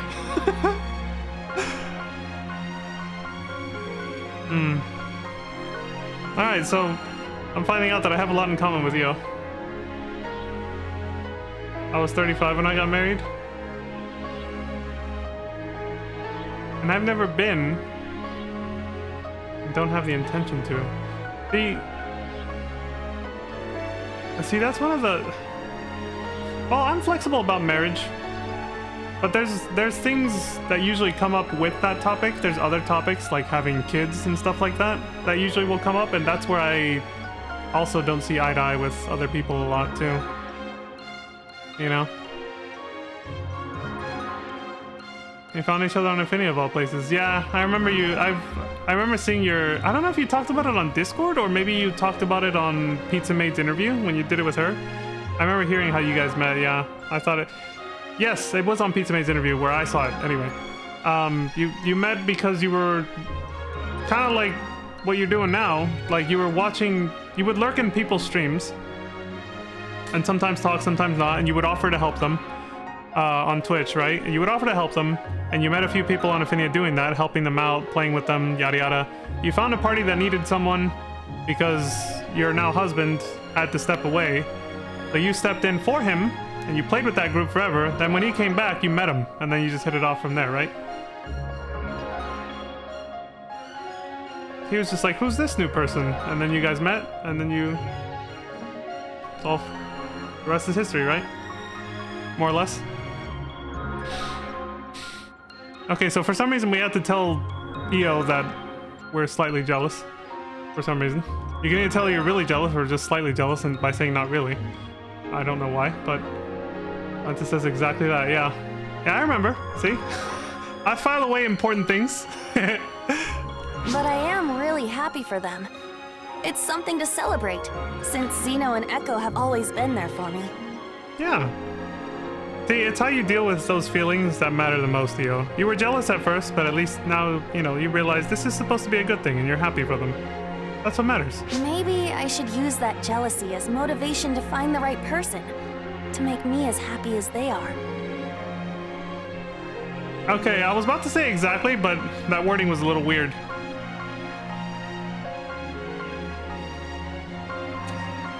Because you also want to have the mindset of wanting to make somebody else happy. So the way she worded it, I'm not sure if she's saying this or not, but it almost came... I paused because it almost came across as her saying she wants to find someone to make her happy. It's like, that's fine, but you also want to have the mindset of you want to find someone that you can make happy as well. That, like, find ways to... How can you make them happy? Don't think of it as a selfish sort of thing. Like, how can I find someone that'll make me happy? How can I find someone that I can make happy too? Like, think about it in both directions, you know? You don't want to just sacrifice yourself for somebody else either, but you don't want them doing that for you either. I mean, ideally, it would be a give and take for both of you, like a mutual symbiotic relationship, right? You don't want to go into it with a super, like, selfish mentality. He thought I was a guy for like 6 months. That's right, I remember that. Because he only knew me as my Fomar and I don't play like a girl. I mean, I thought you were a guy for the longest time too, Lantis, I'll be honest. So when I heard you say that in the interview about him, I was like, yeah. I was like, that Lantis does give off that vibe, yeah. I want to say it's not that you don't... I don't even know how you would play like a girl. I'm not really sure how playstyles would differ between genders, but I will say you definitely don't... You definitely don't give off the vibe with the way, like, you talk and carry yourself. So none of us saw that coming either, yeah. But it is, you know, it is obviously mostly the character, you know, since you play a Fomar. I think a lot of us just assume that shit for some reason. I mean, the other day, I'm gonna try not to ramble, but because this is kind of off topic, but the other day I overheard this conversation in NGS where somebody said they were throwing a little bit of shade on their ex who moved over to FF14 after they introduced them to FF14. And they were kind of like, regretting it because they were like, now they have so many options. And the other person was like, so many options? What do you mean? And they were just like, yeah, you know, there's all these cat girls and stuff. And the way somebody else interjected saying that, they were like, cat girls, and then they put in parentheses dudes. I was like, in my mind, I was like, hold on a second. You're gonna tell me you think only guys are playing cat girls in FF14, but that isn't the case with like 90% of the female characters here in NGS? Look at the fucking lobby. It's like 90% women that are all like naked or close to it or wearing something else that is super revealing. You're gonna tell me most of those are supposed to be women? Like...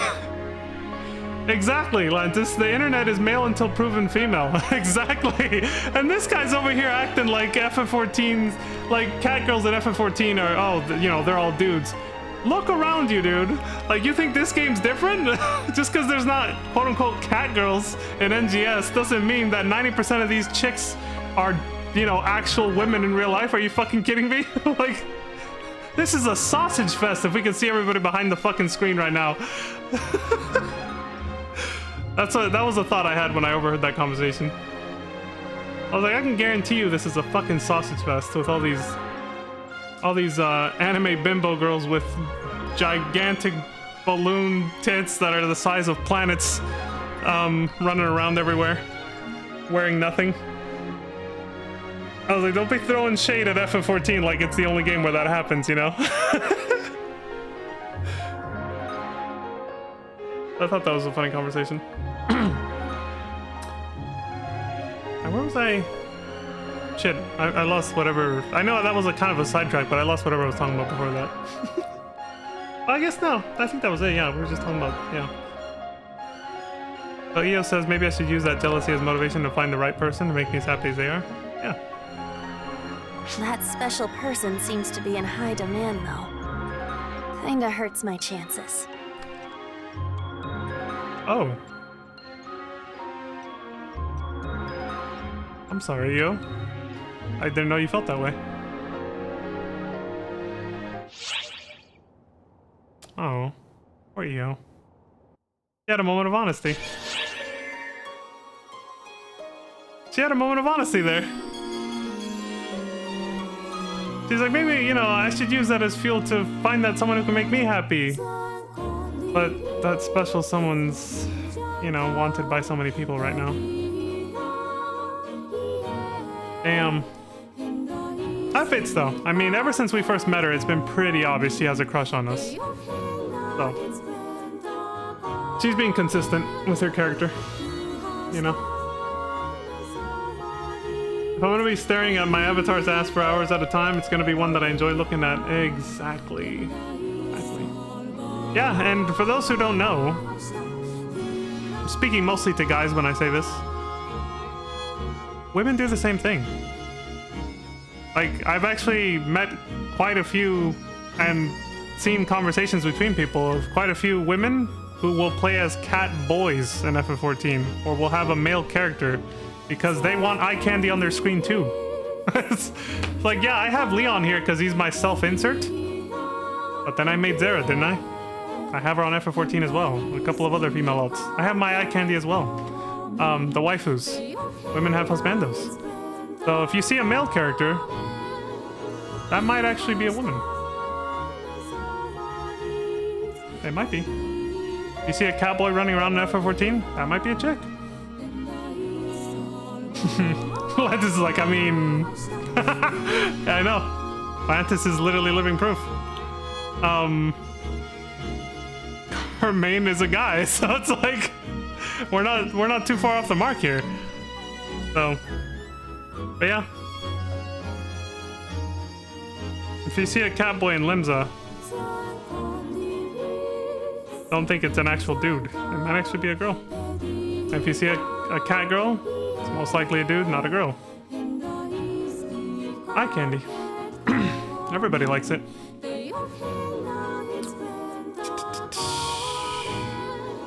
Okay, I really don't want to ramble, but this just brought up something else in my mind and I have to get it off my chest, I'm sorry. On the topic of waifus and husbandos, I happened to go down this rabbit hole the other day on YouTube. This was actually weeks ago. It was one video, but it was 40 minutes long, so I'm calling it a rabbit hole. My prettiest boy is my aura. There you go. See? Not all those auras you see running around are groomers.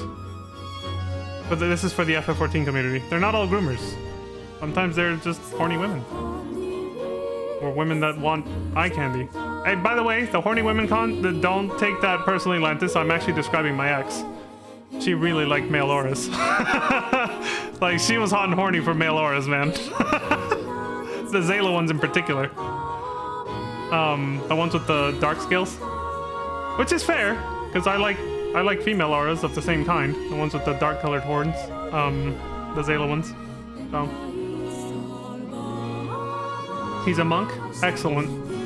The martial arts. Alright, so what I was gonna say, I saw a 40-minute video that I couldn't help but click on. I got jebaited, I know. My unhooked extension for my browser wasn't updated yet to the new YouTube user interface. So I was seeing things that I would rather have not, like clickbait things that were tempting me, and this was one of them. So I saw a clickbait title that was dark scales, raven black hair, silver skin. I can picture that. I've seen that around, yeah. So I saw a thumbnail that got me because it was about Infinity Nikki, which I've never played or watched any of before this. But since I heard about it so many times, I was like, okay, what is the deal with that game? Because I just saw it just pop up and it became like this popular thing for a while, months ago, right? It just like became a trending thing, kind of like Umamasume for a while, right? The horse girl game.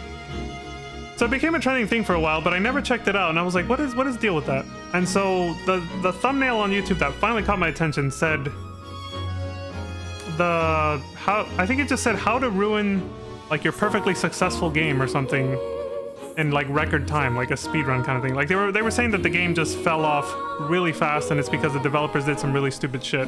I watched the video and the TLDR is yes, they did some really, really, really dumb shit and completely committed suicide basically with their game. But putting that aside, there was one thing near the beginning of that video that really stuck out with me, and this is what I'm actually trying to focus on, which is they said Infinity Nikki was actually made by developers who had a previously pretty big successful game that catered... Well, okay, I gotta put this in context. Infinity Nikki was apparently meant to cater to women mostly. It was meant to be like a dress-up simulator, but also with like a little bit of like RPG elements, kind of, with an open world exploration sort of thing. Mostly an open world exploration dress-up simulator, and had a cute story and everything. It was mostly meant to cater to women. That was the target demographic. And they had already made a game that catered to women before that, but in a different way. It was basically a husbando simulator. I forgot the name of it, the game that I'm talking about right now, because they only mentioned it briefly to give some more background on the company that made Infinity Nikki. But they showed a little bit of footage from it, and it's literally a dating simulator, which, okay, there's plenty of those around, right? But they were saying it was so successful because it was very hot and horny. And just from what I saw, I was like, holy shit. And the guy kind of made a joke, and he said that women can be just as degenerate and horny with their husbandos as men are with waifus and stuff. He said literally there's scenes you can unlock in that game where you can actually get pounded by the guy that you're like romancing. Like you can actually sort of like see it and hear it to a certain extent. Like it's really in your face is what he was saying. And he showed some footage from it, the guy making the video, and I was like, holy shit. Like it's really out there. And the reason he said that women can be just as horny as guys when it comes to like waifu and husbando simulators is because the sales and the money that first game made was actually tremendous. Like that game was apparently super popular and made a shit ton of money. And he said, so that proves that, you know, women can be just as degen as men. He looks like a sexy vampire dragon. He was originally my demon hunter in WoW. Horny jail, yeah. So, I mean, I saw that and I thought to myself, see? I knew it wasn't just me. It's not just us dudes, right? Like, I was like, women can be degen horny too. And it's not just my ex. It's like, I knew she was degen horny, but now I know she's not the only one. See? We can all just accept our degeneracy and degenerate horniness together, regardless of gender. See? The number of women that would creep on me. See, there you go. Yeah, that'll do it. You did make Lantis a pretty attractive man. I mean, oh, but you're describing your aura. Same thing. Like, yeah, I bet my ex was probably one of them. That would be quite something. I don't know what servers you play on, but hey. Before we hooked up, she did creep up on a few male auras, Lantis, so maybe you got creeped on by my ex before I met her, or even after we broke up or something, I don't know. She definitely would have been one of them, the way you described your male aura. I love how this whole conversation just went down the degen route. We were just talking to Io about marriage, and she's talking about how she got jealous, and then how she, well, in her own way, she pretty much confessed her feelings towards us, but trying to, like, you know, be secretive about it, you know. She was dropping hints at the end there. She was just like, oh, I want to find that special someone, but he's in really high demand right now, you know. Well, they said they, because, you know, your character can be male, female, or whatever, so. They're in really high demand right now, you know. It's just like, it feels bad. I was like, I'm so sorry, Io. I ended up hooking up with Batoy. But, you know, maybe if she's okay with it, we can be like a trio, a menage a trois or something. Batoy's gonna be like, what? You bastard son of Maybe we can have a love triangle and it can be okay. Instead of being a sad love shape. Be like, I'll pitch it to Matoy and be like, listen. Hear me out on this one. She's really lonely, okay? Like, she just wants to experience what it's like. Like, you can share with her, right?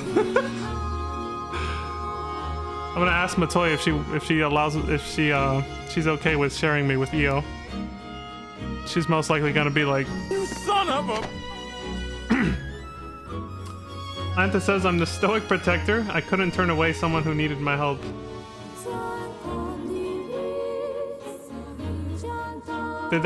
Are you saying that got a lot of women... Did you get a lot of chicks like that, unintentionally? Did you sweep women off their feet by just being that way? You're gonna have to share those details with me one day, Lantis. I kind of want to know what they were saying to you. I'm like really curious. Like, did they just go like, "Hey, so are you doing anything later?" Like, like how would they flirt with you? I'm really curious about this. I could just imagine. You want to come help me with this thing over here? Like, did they try to make themselves vulnerable to you? Was that their play? Were they just like, I wish I knew how to do this. Do you want to help me? Like, or what did they do? By the way, the only reason I'm depicting it that way is because, traditionally speaking, from what I've seen, women want a male aura. Okay, if you're familiar with FF14, you know what they look like. Lantis just described it. They usually want that kind of guy to just dominate them. So it would make sense if they went for that tactic. You know, the playing vulnerable and submissive type is what I'm saying. So this says it was bad. Lantis was like, "Big on, Thought! These thirsty hoes! Get off my dick! It's not for you!" That's what I pictured. Oh my god. Did we just totally brought this story to a halt just to talk about this shit? I love it. A couple's quarrel. Well, Randia, Ganem holds Xeno and Echo. Oh, that's gonna be some good ass fucking drama in a minute. They did. They played the helpless princess. See? I know my women. I know my women. I know what they're into. That's exactly because they wanted you to pound them. They wanted you to be the stoic, dominant hero that would sweep them off their feet and just take them to Pound Town around the back alley of the quicksands. There is a back alley to the quicksands. I suggest you don't go there on Balmung because you will see that. That is what you will run into. You will see. I have walked past that while just trying to play the game, doing normal quests, and I've seen people like fucking naked all up against the wall right outside that fucking door. They tried to find me on Discord. Were they asking you, or were they just like looking up your name and trying to like... Okay, this got better than the story. I gotta hear this. What was going on?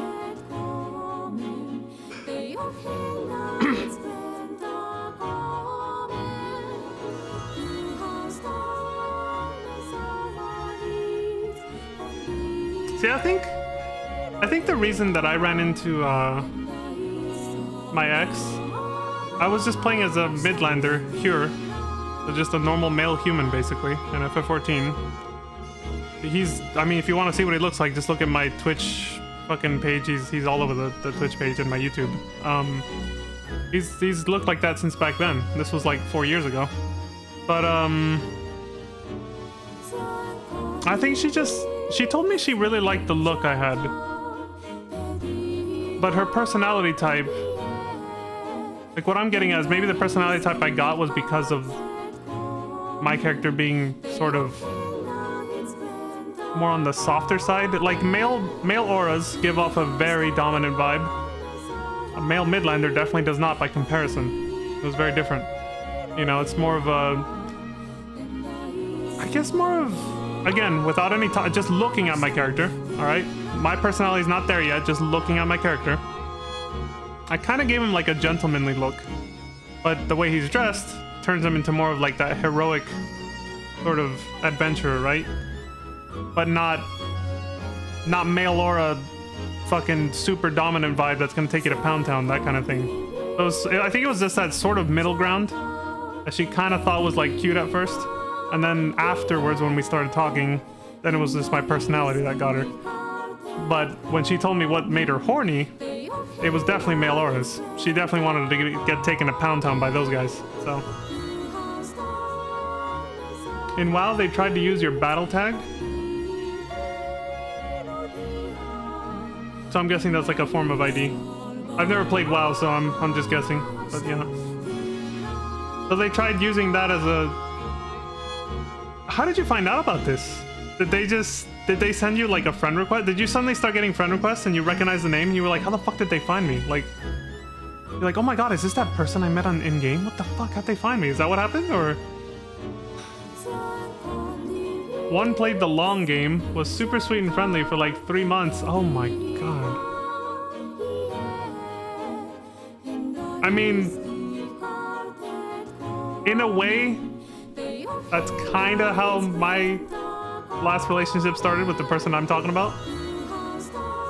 She like, but it wasn't 3 months.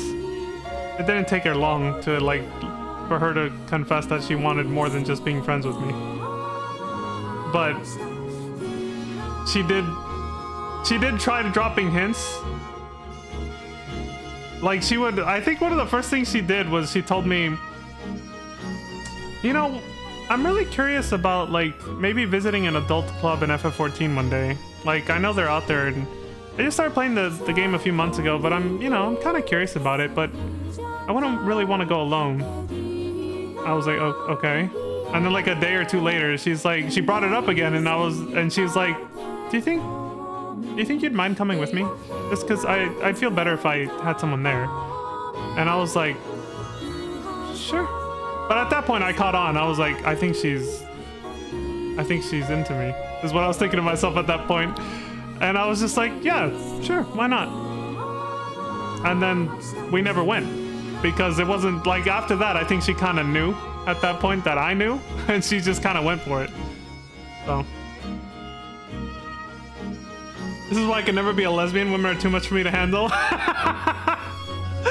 Oh my god. That's coming from a woman, folks. I mean, there it is. Yeah. You know, you're not that is actually a funny, like, that is a funny recurring joke that I've seen a few times. Where, like, I can't remember if I've seen, I think I've seen it spread out through, like, different video games, movies, and even in real life. I've heard women make that joke before. Where they're like, oh man, I feel sorry for men. Women are a lot to handle. When they get like a chance to see what it's like, basically. Like that's definitely not the first time I've heard that, is what I'm saying. I just can't remember the exact situations where I've seen that said before. But yeah. Welcome to our world. And this would also be the point where a gay guy would be like, thank God I don't have to deal with that. Like, I was thinking about this the other day. There's a scene in Grand Theft Auto 4, The Ballad of Gay Tony, the expansion pack. The second expansion pack that came out for GTA 4. There's a part early in the game where Tony will say that to Lewis. Because Lewis being the straight guy and Tony being the gay guy, right? He was like, I forgot the full context of the conversation, but he says something like, he says, money makes a man do strange things. This is Tony saying this. He's all, pussy makes a man do stranger things. But luckily, I'm not susceptible to those perils like you are, he says. Like saying, thank God, I don't have to worry about that because I'm into dick, you know? I forget what Lewis says in response, but it's pretty funny. Whew. Well, this has been a very fun conversation, honestly. Alright, let's see what happens next in this. A couple's quarrel. You know, Lantis basically just, in her own way, just quoted Leon from Resident Evil 4 and 6. The ending of Leon's campaign in 6, where he just goes, women. Where he says that. That was basically Lantis right now in her own words. Going, dude. Women be thirsty, man. Women are thirsty. I can't handle them. Not really thirsty, but it's more like, you know, just the way they are, man. The way they go about it. Let's just put it that way. That's so funny, though. I bet a lot of women who play male characters in MMOs have similar stories to you, Lantis. I bet it's a common thing. That's good. Alright, I have to reciprocate a little bit. I do want to get back to this real quick, but I have to reciprocate and give my own stories. And I'm sure plenty of guys have gone through this too. I'm playing my eye candy female alt for my own personal enjoyment, and I get hit on by some dude. It's very different. It's a very different experience. Because dudes will not, they can't, even if they try, they can't hide the fact that they're hot and horny for your character. Like, they make it so painfully obvious. It is nothing like what Lantis just described.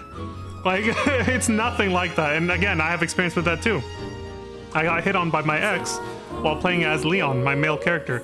And yeah, she didn't just go, yo, I wanna fuck. No. But when playing a female alt, that's the kind of tells you get. Like, you'll seriously just get one going, nice ass. You know, it's just like, it's not subtle at all. Guys are not subtle at all. They don't play the long game most of the time. Some of them do, and those are usually the creepier ones. But thankfully, I catch on pretty fucking quick, and I'm just like, get away from me. And now, I mean, nowadays, I just turn on busy status when I'm playing a female alt now. I just like, don't talk to me, because I already know what's gonna happen. Like, I know I'm just gonna get hit on, so I just completely shut off all communications. So, I'm tiny and cute, but I read masculine. Only fangirlies have flirted with me. Yeah, I can see that. That's exactly what I was saying earlier, Lantis. You give off that vibe. Yeah. Definitely. I don't know how to... My ex was... She was like... She was in betweenish. She was kind of like a little tomboyish. And again, this is what I was getting at earlier. I think it's because of the vibe that my character gave off. Being a male Midlander, you know, basic male human, when compared to other races like the male aura, which is super dominant vibe, it can basically put that character, like my character, into that sort of soft, not quite a femboy, but not a super masculine guy either. It can put him in that sort of softish middle ground that can attract a woman who is sort of not fully like girly, but not maybe not also super masculine like, you know what I mean? That sort of like middle. And that's kind of what she was like. So I feel like it's because of the way my character looked. Because that's what she literally admitted, that's what first attracted her to me before we even started talking. It was just the way that my character looked. She liked him. And yeah, I think that's, yeah, I think the way your character looks can attract certain, but also the way you talk, yeah, after the fact. So Lantis having a male aura, she got very feminine girls who wanted to get taken to Pound Town by him. And then the way she talks, like you just said, very masculine, you come across that way when you chat, when you type. It attracts the super girly type. Me, I probably would attract more like my ex, where it's sort of that not super girly, not super masculine type, you know? Which I'm fine with, by the way. I liked the way she was. It's not even the reason we broke up. It wasn't like the way she was. It was, well, you know, it's complicated, but it wasn't like her personality type or whether she was too feminine or not. Definitely nothing like that. No, she was fine the way she was. Anyway, yeah, let's see what happens here. This is gonna be some good shit right here. We're saving this drama up. We were building this up by talking about other shit. By talking about our own experiences. Melrandia, Get Him, Hold Xeno, and Echo. It's gonna be some good shit. Lyra has a very don't touch me vibe, but I'm polite about it. They all have that vibe though, that's the thing. Just by being a male aura, you give off that don't fuck with me look. But women can't help but simp for that. Like the super girly women, it just makes them drop their panties instantly. I can't do this. Sorry, Echo, but you go tell her. Why does your courage dissolve into thin air at a time like this? Fuck! You suck! What's going on here? Hey, you! What are we up to? Just, you know, spreading the good news. Always a gentleman. We just told Affen and Matoy. Oh shit! Now Affen and Matoy know. I bet that just made it worse, Lantis. Because if you were being a gentleman about it, at that point they were like, I want to marry this guy. They were probably just like, oh my god, he's hot and he's a gentleman? Instant panty drop, or just tearing my shirt off. Grab my tits, you know? Like, can't wait for that to be clipped out of context. Like, you probably just made it worse. Inadvertently, you were trying to be nice, but it just made the situation worse. God, this conversation. This is one for the history books. Okay, so we just told Affen and Matoy. Okay, what's gonna happen? We thought they'd be floored by it, but they didn't seem all that surprised. They did wish us well, though. Anyway, we thought it would be polite to tell everyone directly, but... I guess that fits for Often and Matoy's personality. I mean, let's face it, nobody was... Well, okay, people were surprised, but not for the reason they probably think. Like, yeah, we were surprised because we were like, about fucking time, dude. And Often and Matoy were probably like, oh, finally, you know? That's probably... They're like, oh, okay, cool, yeah, we knew that was coming. You know, that was probably their reaction based on what they're saying. So Zeno says, anyway, we thought it would be polite to tell everyone directly, but... What happened? I don't know if it would sit well with her. Why? Why would Melrandy be against it? She goes by Melrandia now. But I still think it's weighing on her. Oh, hold on, I get it, okay, never mind. Took me a second, but I just remembered. Right, because she lost the man she loved, basically. Gedemholt. So... Yeah, I get it. I feel like it might just bring up, like... lamenting feelings, you know? Like, oh, you know... I'm happy for you guys, but that just makes me more sad that the love of my life is no longer around, basically. Like, he's dead, you know? I get it. This is why I was a perfect wingman for my friends. I could talk people up without becoming a target myself. Excellent, Lantis. Okay, now I know who to call the next time I meet a woman that I'm like, yo, I really like this girl. Can you help me out? I'm gonna ask Lantis to be my wing girl. I'm gonna be like, yo, talk me up a little bit. I know exactly who to call up now. Dylan! You son of a bitch. And that's how we'll greet each other too in front of her. Just to, you know, sort of give off that bro vibe. We'll just be like, sup, B? Oh my god. She'll probably cringe if we do that, but you know what I mean. Like I said, she goes by Melrandy now, but I still think it's weighing on her. Yeah. Losing Gedemholt. Ooh, we can't just sit back and let someone else tell her, though. This is tough. Gedemholt, if you're listening, you might want to say something. We just have to suck it up and tell her. It's not like we've done anything wrong, so it's time to be bold. I know. Ooh. Sheesh. Go on, Echo. Break it to her. No way, we do this together. If Dia sees me, it'll just remind her of Gedemholt. You honestly think we can tell her under those circumstances? Oh yeah, because of the little rivalry. Well, it's no different if I go. Think of the awkwardness. A little bro rivalry. Sorry, you two. What actually hurts my feelings is watching you go back and forth like that. Oh god, she caught them. Surprise, motherfucker. You were bickering so loudly, I think everyone here noticed. Oh my god, this is so awkward now. There's something you wanted to tell me? Especially the fact that she said, it hurts my feelings to see you guys talking like this about me. Does it have something to do with you getting married? Look, she already knows. I mean, did they really think news wasn't going to travel that fast? Everybody fucking knows already, guys. Oh my gosh, how did you know? I think the real question is, what took you so long? It's about time. It really is. Everyone fucking know. Yeah, everyone was like, well, finally, shit. If Master Gedemholt were here, oh, here we he'd go. probably say something along the lines of, grow a pair, you two. Yeah, he would. Yeah, that's the first thing he'd say for sure. Let's see what he actually says. Then I can totally see Zeno getting all riled up. Mm-hmm. I know it's impossible for me to get you to stop thinking about Master Gedemholt. So instead, I'll ask you to never forget him. He'll always be with us if we keep him in our hearts. If she only knew that he's actually literally in my heart.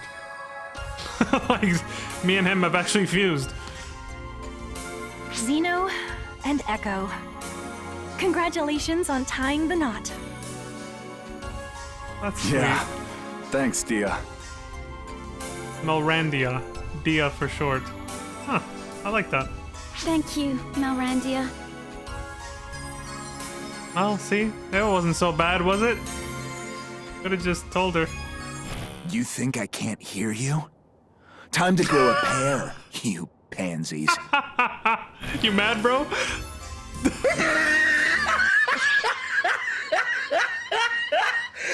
He's like, these motherfuckers think I can't hear them. And he actually said it. Yeah, time to grow a pair. Oh my god.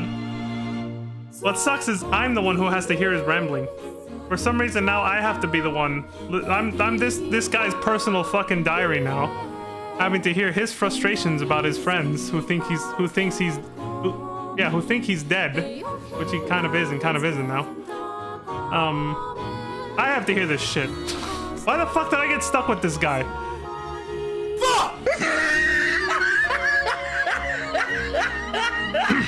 Of all the people that I have to have stuck in my mind telling me how he feels about his friends talking shit about him, or whatever else comes up with him as a topic, I got this dude. Get him, of all people.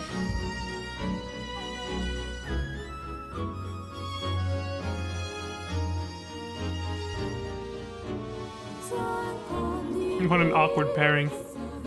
I swear, Matoi better get the Dark Blast ability too. I want to see who she gets paired up with. Like, who's she gonna absorb?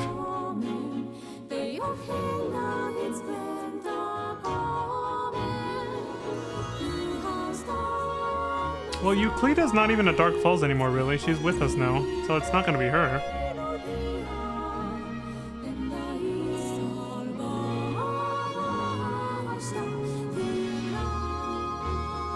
Maybe it's just gonna be new and original characters we're gonna meet from here on out. Because it looks like I can unlock 4 different Dark Blasts, so there's gonna be at least 3. Well, 3 more from Get 'em Hope, so there's gonna be at least 3 other characters that I'm gonna fuse with at some point. Or Dark Falls entities, I don't know. Who knows how it's gonna go, but we'll find out. Anyway.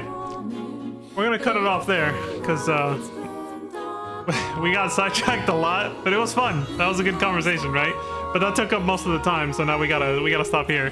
But I think this is a perfect stopping point, because now we can just jump right back into the main story next time, and now I can wander around the ship freely, knowing that I won't accidentally trigger a sub-story quest.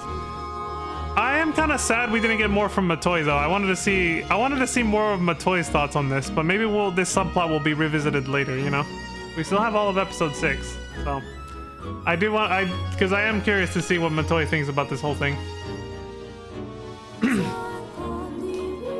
You did that in the D&D campaign. You voluntarily let a ghost possess you, but your character was so talkative and charismatic, you ended up haunting the ghost? What the hell?